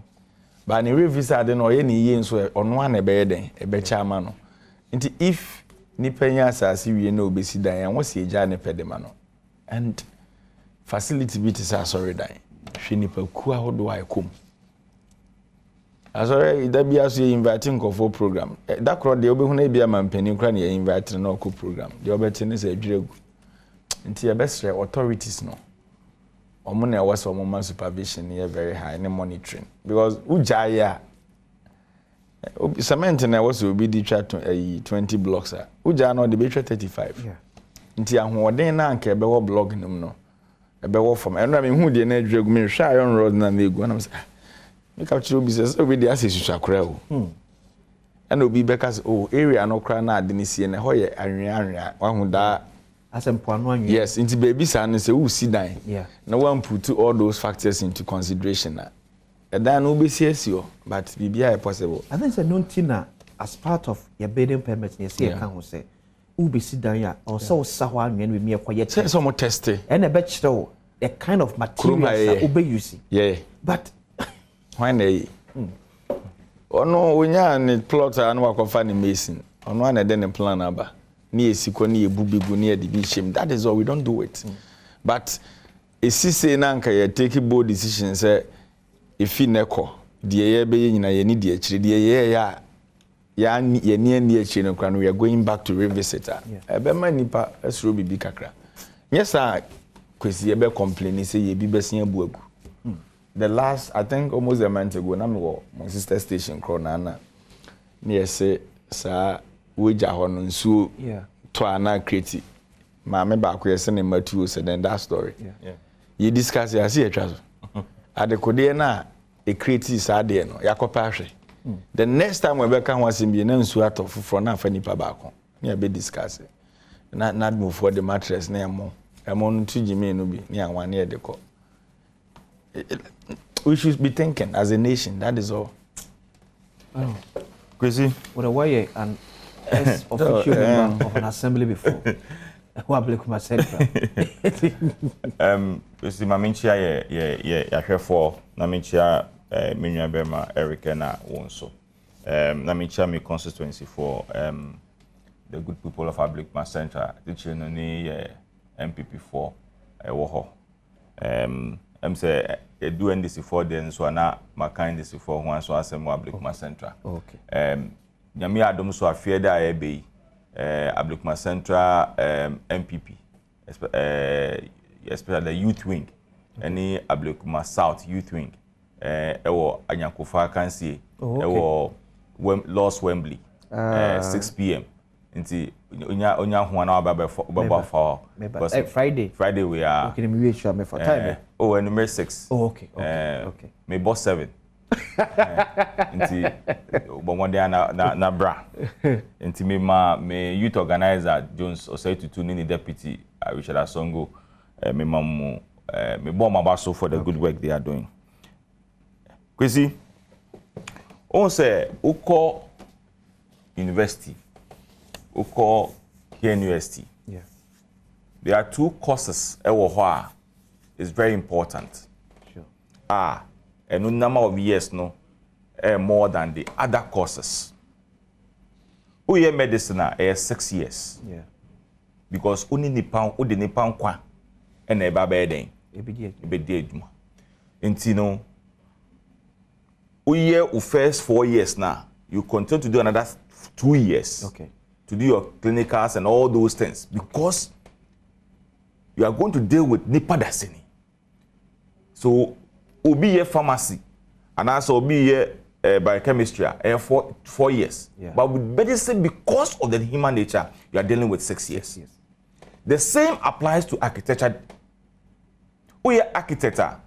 You are also going to spend another 6 years and also because we now draw your friend is saying a dime a sorry dime your friend is saying factory office is the architect that is going to do and because of that so also was 6 years because also and you see with the doctors the crap there or the will be a nipa back on nipa minu nipa mensa.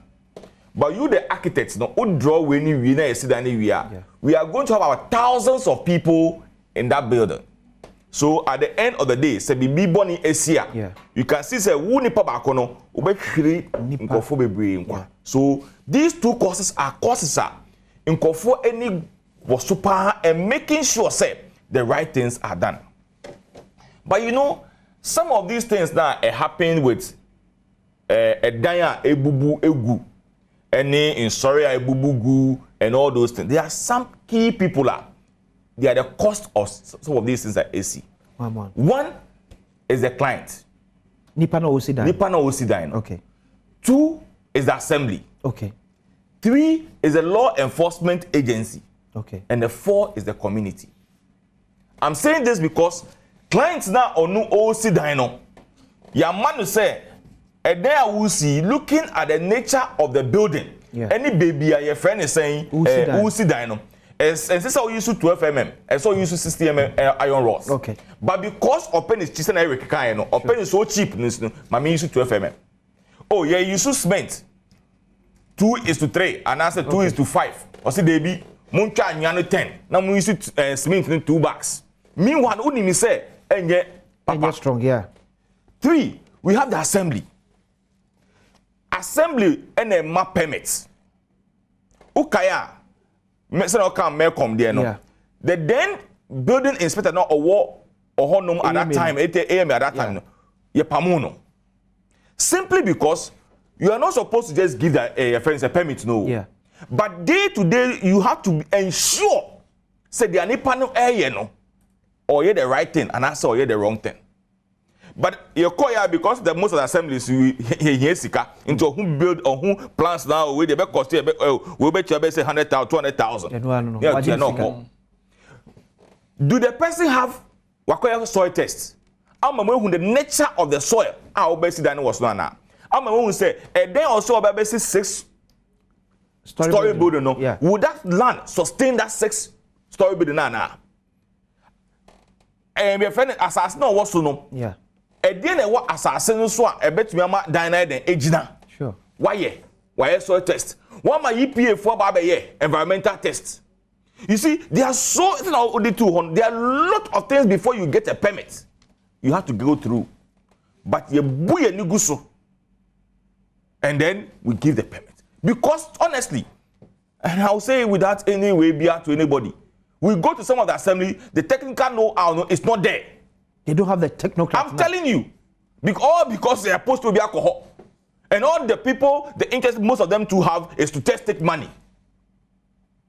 We have people who go around they don't even have any knowledge about their friend is saying how do you call it building, but all in the name of so we a task force, we say, they will go and take money at the expense of people's life. It is not about when you're about politics as well. I'm just saying just as it is. Sure.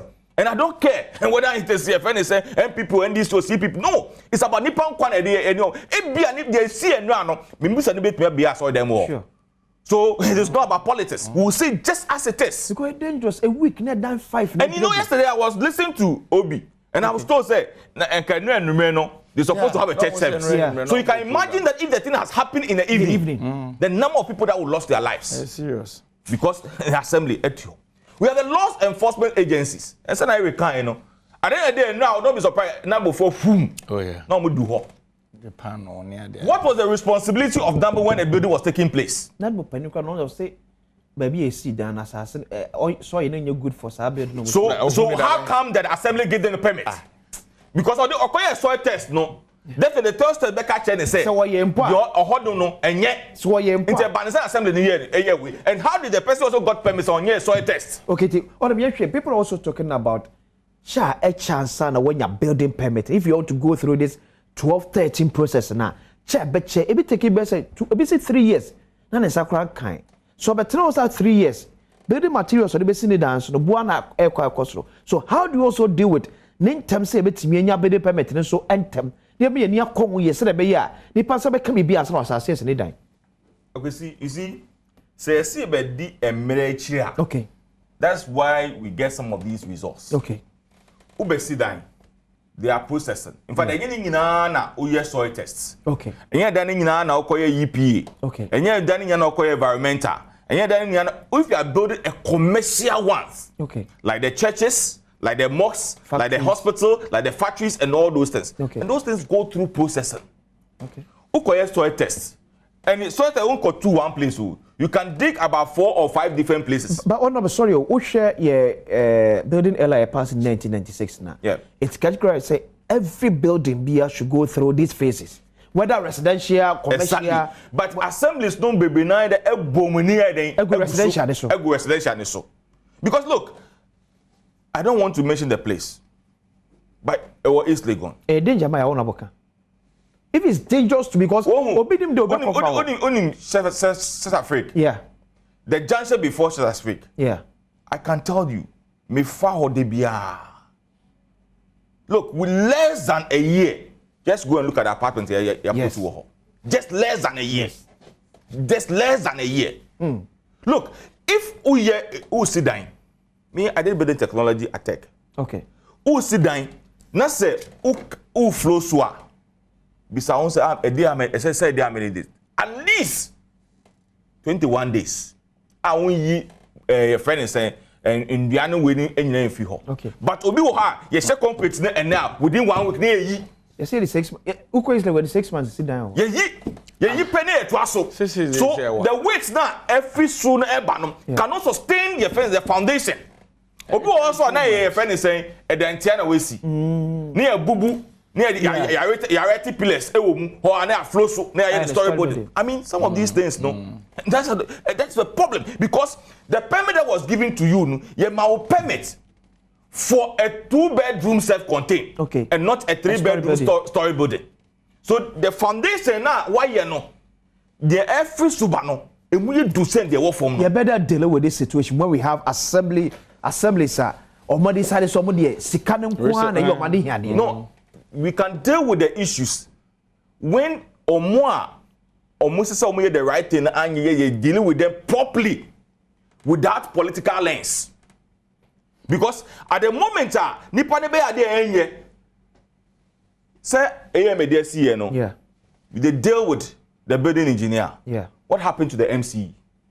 What happened to the quality director? Because some of this they all sat in a meeting to approve of the permit. And it's a MCE, and I said DC, and I said penibit omuti committee ni moi. Na ma permitter. Why do you deal with the engineer alone? So when you deal with the political heads, no super boyen. No who say and they say me making sure it is not about money. So the Bible can say and I say not all that glitters is good. Yeah. And to people say me pesika my assembly, me person me yes but nipa kwa and I will leave you gone. I hope and believe say nyesi and run and you see I let even one of the universities, I think UDS was a baby. Yeah, UDS. UDS. I feel I see a a structural integrity. So sometimes you ask yourself, what? I mean, what whole university. I mean, I'm telling you, the training committee. And you see this, say I come from the beginning. Look at the number of students. Look at the number of students. Now, me I'm here crew. My friend is saying. Achimo across the honum baby. Sa sorry na ebubu ye. Look. Utwem pa na nkofo kwa sorry ho a. Manafo bi ni mami wuye ewom. Tan mami wa sorry ho wuye. So sometimes no, we need to make sure say then I say look, our major problem in this country, we don't have the political will to deal with issues. That's the only challenge. Yes. We don't have a political will. Whatever we do in this country is because we don't have the political will. Honorable, Omaya Yetimwa, Obi Sidan, Ediasi in Suo Kwam. Obi Koso Obi Kubuogwa, no Bisu the year campaign once here by Yetumo. You see the problem we have? That's the political I'm talking about. No, Obejai. I even quite remember Okoboy, former Vanderpoy. Good. On the Yabwati. Okay. That's the thing. Go to Crawford free step. Yabwati just matter. But the man wants to correct errors now. Current regional minister. Yeah. Then our own Mekaya. The intimidation, the insult is getting from his own party. All because he wants to do the right thing. That is the problem. Now say I'll call Ramsey aside and say I'll call you. So you're young for a year no, regional minister. Left, right, and center for a year. Asansu Ministry, no what's the name? Housing. Works and housing, yeah. Almost say child enclave, one baby. You can boost about 600 something. Yes. Oh, say it here. You move half. I'm telling you. You move half. I'm telling you. All because Onya could do a bit of a certain to form, but you're moment to Abama. Now, so we are thinking about the next election. We are thinking about the next election and not the life of the people. That is the problem we have. I believe, sir, a Pedisa Sempa 8 year. AC Hanamwa, AC Hanamon, but some of the Beneza kind. See, I shall see how hold this of the MMDCs to be responsible. Near Jadema, name crow for the dear moon quackeka. Ye the response now, ye pen. The MMDCs should be held responsible. The former came a boss here, a boss, I know one more. A year. Malcolm Edrigu ye giant qua of fan with Edian. See dealing with him maybe can a Bianca can't assemble from. Eric, Dr. Kwabrado for inject NDC primary. NDC will not postpone. Oh, I mean, I joined. Okay, Dr. Kwabrado for and one I'm Eric, before I question. I did because Swendra. On another platform. Miana. Debbie.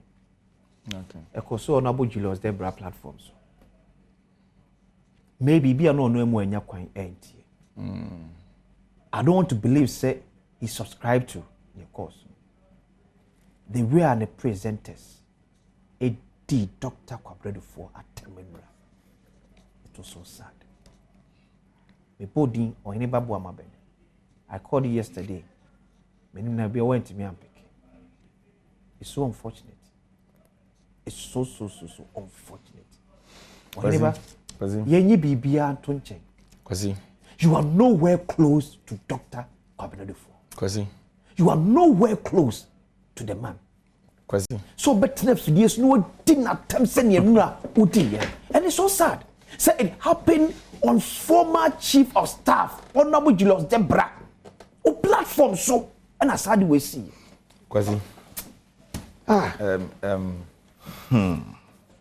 This game called politics.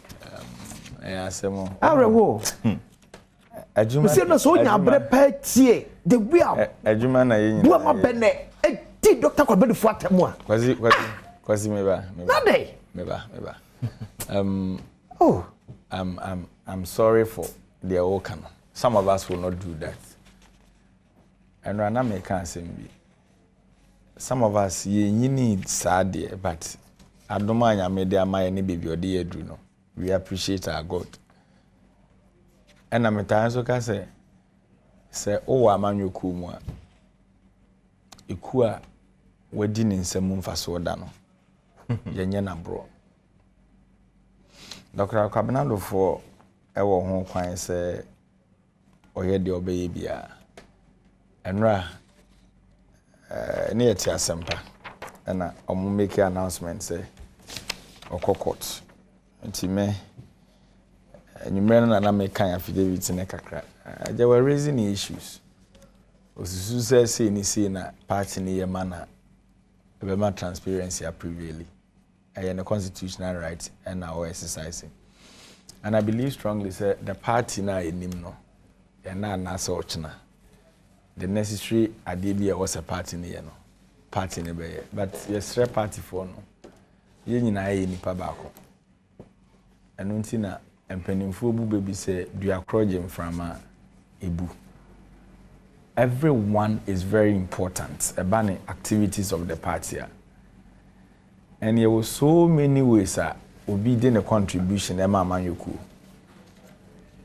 Eno nti na kwazi se to abawie na bia ye ma appointment na bi mo start ye de nipa we kura enim ne party no ye hu ne da. But e bia na fa me kono de ba. So we say that here.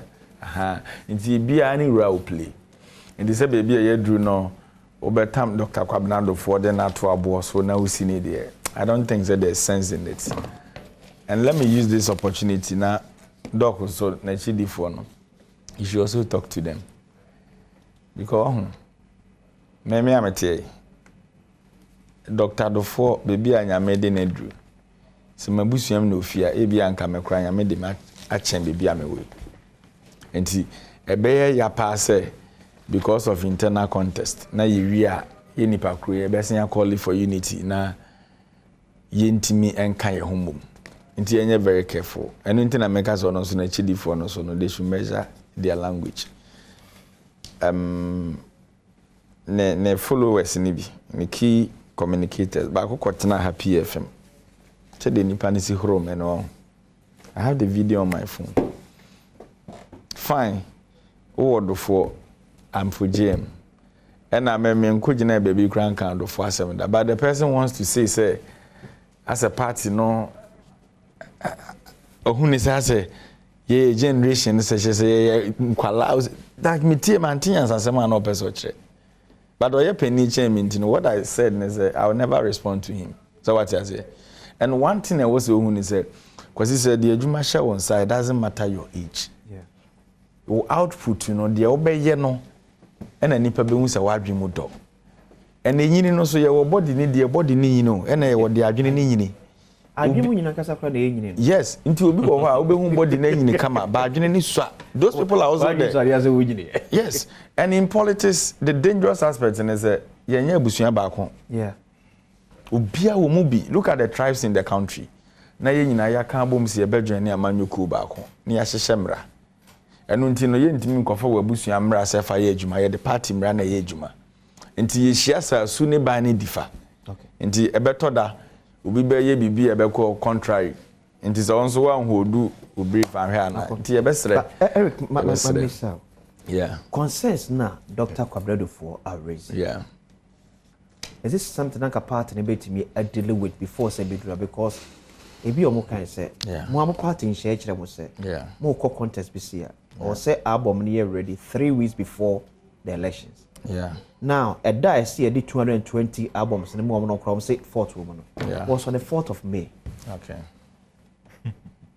And you got 220 in the you. I got almost some will call a 276. I got a 56. And that because me as I yesterday, me kind, and I was contemplating though, but a legal issue, me lawyer, the lawyers will address it. Or fire party guidelines na they call elections na. It is purely stipulated. Say, I was seeing your voter register. Edema ubia. Sure. In this case, the voter register need photo album issue na bana, and you the same thing. So yeah, aware.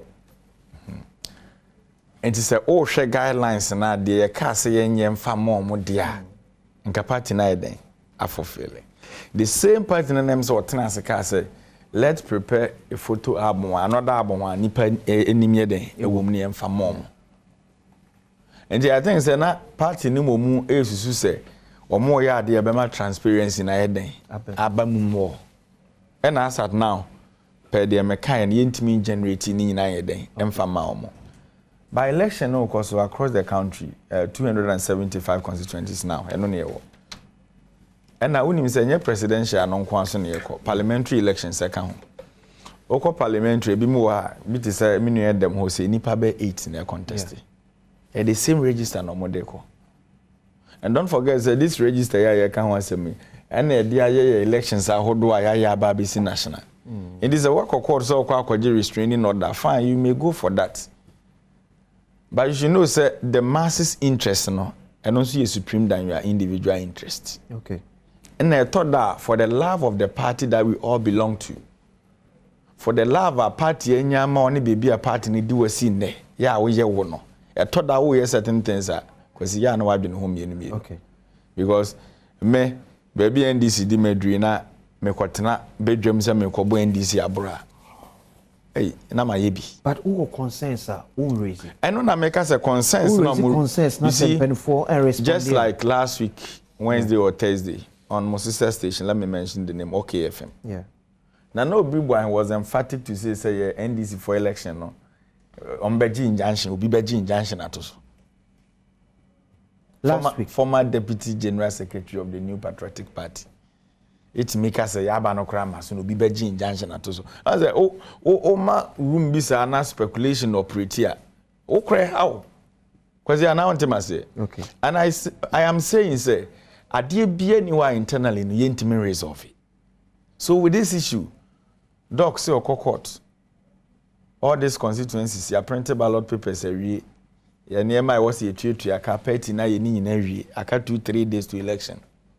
docs any interest in tino sa masses ni interest in the party ni na ne de no override no Dr. Kwabnado for any day kwanso I respect you so much obi ani ho obi wia wa battle we mu campaign why are there votes are obenya you get it Erica for young share evidence is nibia what attach it to because you see now what inaccuracies maybe you see okay you know my position because of why I sit now the matter is in court it's why the matter is in court yeah.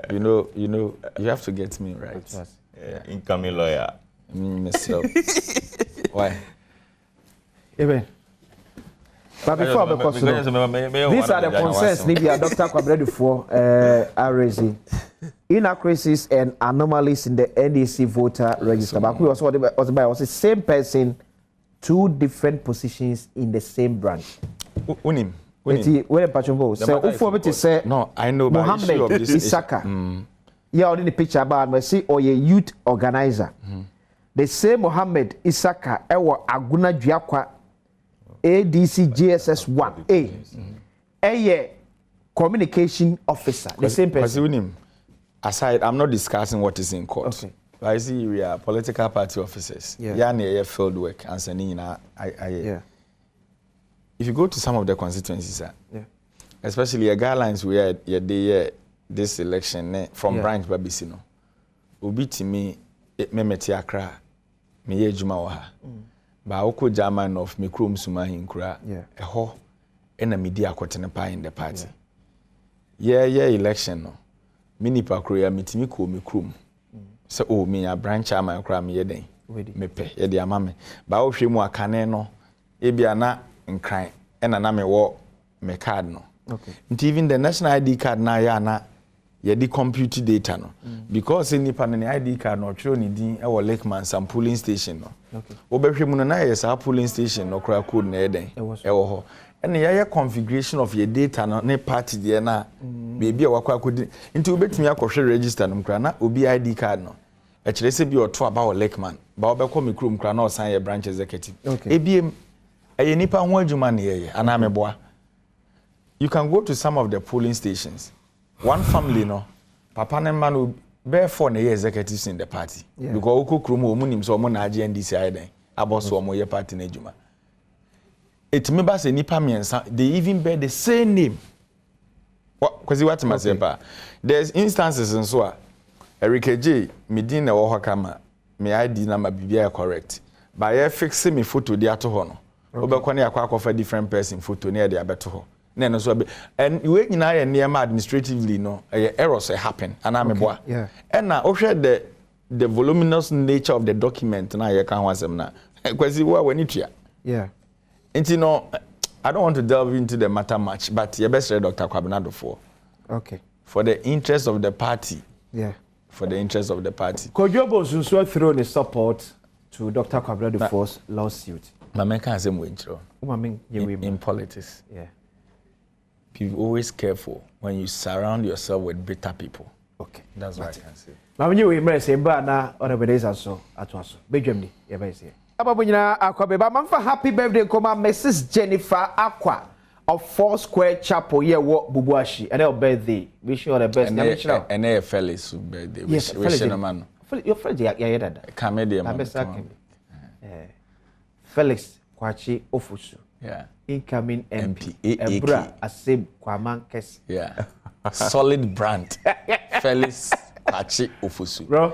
Wish you all the best. I was about parliament. Yes, such a fine brain. Yeah.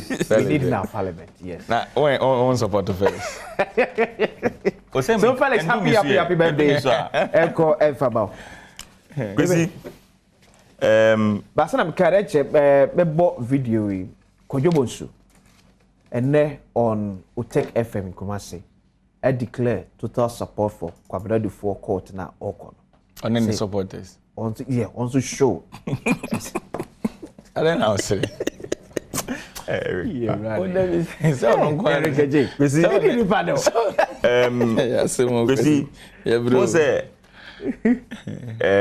Say Abuano Uchina Nisunku. Yeah. Ujani Swade Sunku. And I'm a boy. Yeah. Eric Obia metanene baha papa. Sure. Me say Eric to me cast now the last time Eric baha oh. Me say okase ama o mine na ko mine isu. I say Eric na me promise me nua. Sometimes used to be one ni kan say mo. Me say that no answer buy anything for to Obama MPs no to Obama your friend is saying ministry yeah. Eric be born new man. Eric compose new mom. Say udin there we hear me sana we hear wara. And Eric saw me time almost about 20 minutes. As if say Eric is not caught. Why so sober?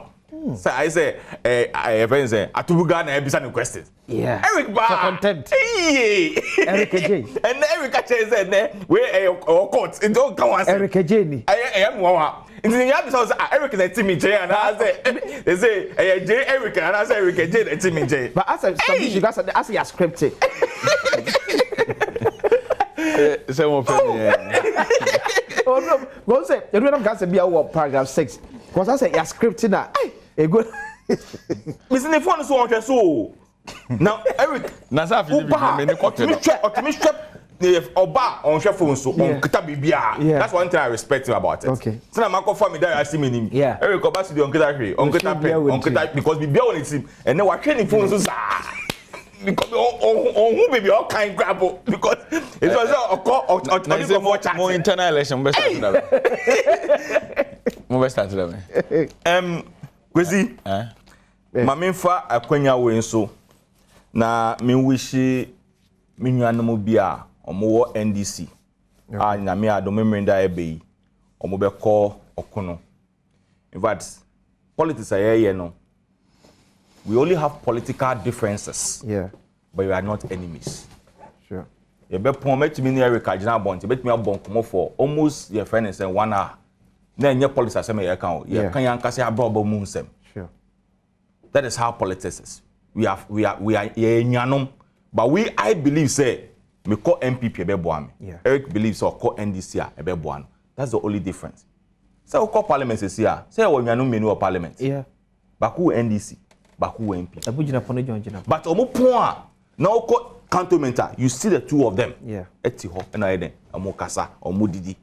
Ya nyanom because nyanom eba answer politics na eden aba. Enti mami nwa Betty Copson Afam Place. Yeah. And I'm nwa very ma on the me nwa kasa because we are coming from the same house. Sam Nate George. Oh, okay. And also Minister Sam George and Sylvester are coming from the same house. Yes. Also honestly Nate. Yeah. Coming from the same house. But in the election men farm and unim Sam George I was all back endorsing mommy. So now endorse your friend is saying Felix no. So can say me endorse Felix. Until who endorse Sam George. I was Sam George back. You know me one reason. Okay. BTG. Yes, he's the only person said the nano and then was wine plus. Okay, you are into the endorsement. No, where we need him. Okay, thank you. And Nana. And I mean you are Jesslyn Tete. Yeah, okay. Jesslyn. In fact, the brother is a very good friend of mine. Our hospital crowd in my constituency, Sukula community. And Linda Ukru. And so Tony Sam George free. Yes. Yes. And Minya Suhini. I was Mini Suhini were the same committee. So in fact Suhini them so no poll, right? No, Obi contesting no.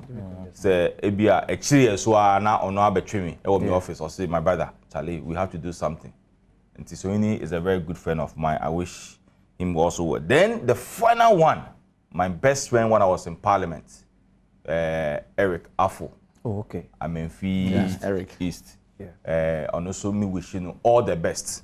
Say nyame endio menim na omunko okuno na omundi nkuni memenda me sure pass memenda nso no ombedu. You see, the interesting thing about woman is obi say Betty Honum no is also contesting with a friend of mine Anami Wala entitled in the Walasi. Oh, okay. Is also now a lawyer. But when they call the last primaries, and I bet he defeated no. And I was saying, that's me, Shana, say, well, you want to go and sit my sister? Or say, but I'm also your brother. But I would definitely wish Betty all the best. Okay. Because see, I somehow Cobra Dufour, Eddie Akodan court, and he said, he felt say, the register of Modiko to Abano. Okay. Or first say, in some yeah. And he felt that maybe one party no ayenchi the who in Kitahudi, yes, so he's not getting a right resource. So the only option or one is to go to court. Yeah. But I think that any right say or bet to me I court say or feel say near kono en favor no you have right to go to court. But make sure the timing. Okay. And then Wednesday, Thursday, Friday. 3 days. Yes, and you share the campaigner, not only or more presidential candidates, but the parliamentary candidates as well. The money that they have put into it. Any diakoko suni no, that's a court, a granting away, na ye postpone. I can also tell you, say, it may even affect him. Oh yes, because or more access will all turn against him. Because they feel say what may I say because the more I over prolong your friends the more you spend. In fact, Saturday the cost Sunday call Besa Boka. Yeah. The cost Sunday your last meeting. The call Besa Boka. The come Monday will be Boka. So remember a comfort the buffo. We don't have best 8 days crowd. Before at the bed at the bed to abanite. Intimate say NDC4 as a matter of urgency. Okay. To save the image of the party, no. As I say, Omusha say, Omun ni betina say, ne dey say Omun ni mano no. After the mistakes is bound to happen. Okay. But Obekaya in 2013, when Dr. Baumia the EC register issue, not all come about faces and all those things. You see the NDC casted against it. They say so many things, and then that's the same thing. Yeah. But let's say NDC4. Then I think they still have a problem with elections strategies. Okay. Because Osha, when it comes to general election, they have problem with the EC. Sure. When it comes to their own election, you have problem. They have problem. Okay, it's more problem with elections. Okay. That they need to work towards it. Or number 2 on a ballot paper. And also support went through for Dr. Kwabena for to the same to will take effect also. At least you cannot say that everything must be 100%, but at least plus minus should be about 2%. Okay. Eti Kwabena dear and also near Kwabena before Dr. Kwabena for court enra. So you can see say these are some of the things are on my complaining on any supporters in any support to Eric. The matter is in court. But no, my concerns we nyam. Because some of the issues are more Kojobo say can. Yeah. On say that means some can previously. And among who manya who your friends and resource bia. But Eric can be or say per their constitution no. They said the more no. Guidelines. But aka the photo album.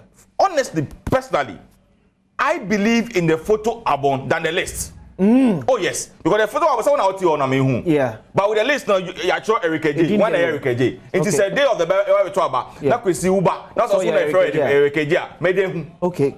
Because it is not automatic. I say Obi about find the voters ID card there. Embra. Yeah. That is why I make catch almost say they still need to learn from the new patriotic party. We are going to open nomination for presidential primaries this month, 26. We are going to be nomination for parliamentary primaries for offer constituency next month, 14th.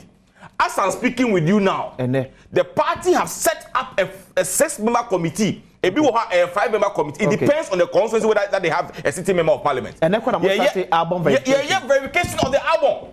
And today I fought to her. From and the Akase, Obi wa me yin film, Obi to come yin film, but they still don't want to learn. And I've been advising them all the time. Said, Master, when it comes to election, come and learn from the new patriotic party. But I say, you call 2000 and your friends and 2013. Yeah, you call court. Yeah, also Dr. Maumia edi pinsit bia edi koye but I say yeah we are watching ebe to us but once again happy birthday encore and from Miss Mercy Ahe NI district manager of Techiman South and yeah obey the impacho mame and happy birthday to Mrs. Berika AJ also obi see and this again be also look at our people omo ka che yen say yen call police station man dey free MP before ho and so what you call a friend is saying yes no konum ti omo bom kwase did akwasi sia o tell ono ane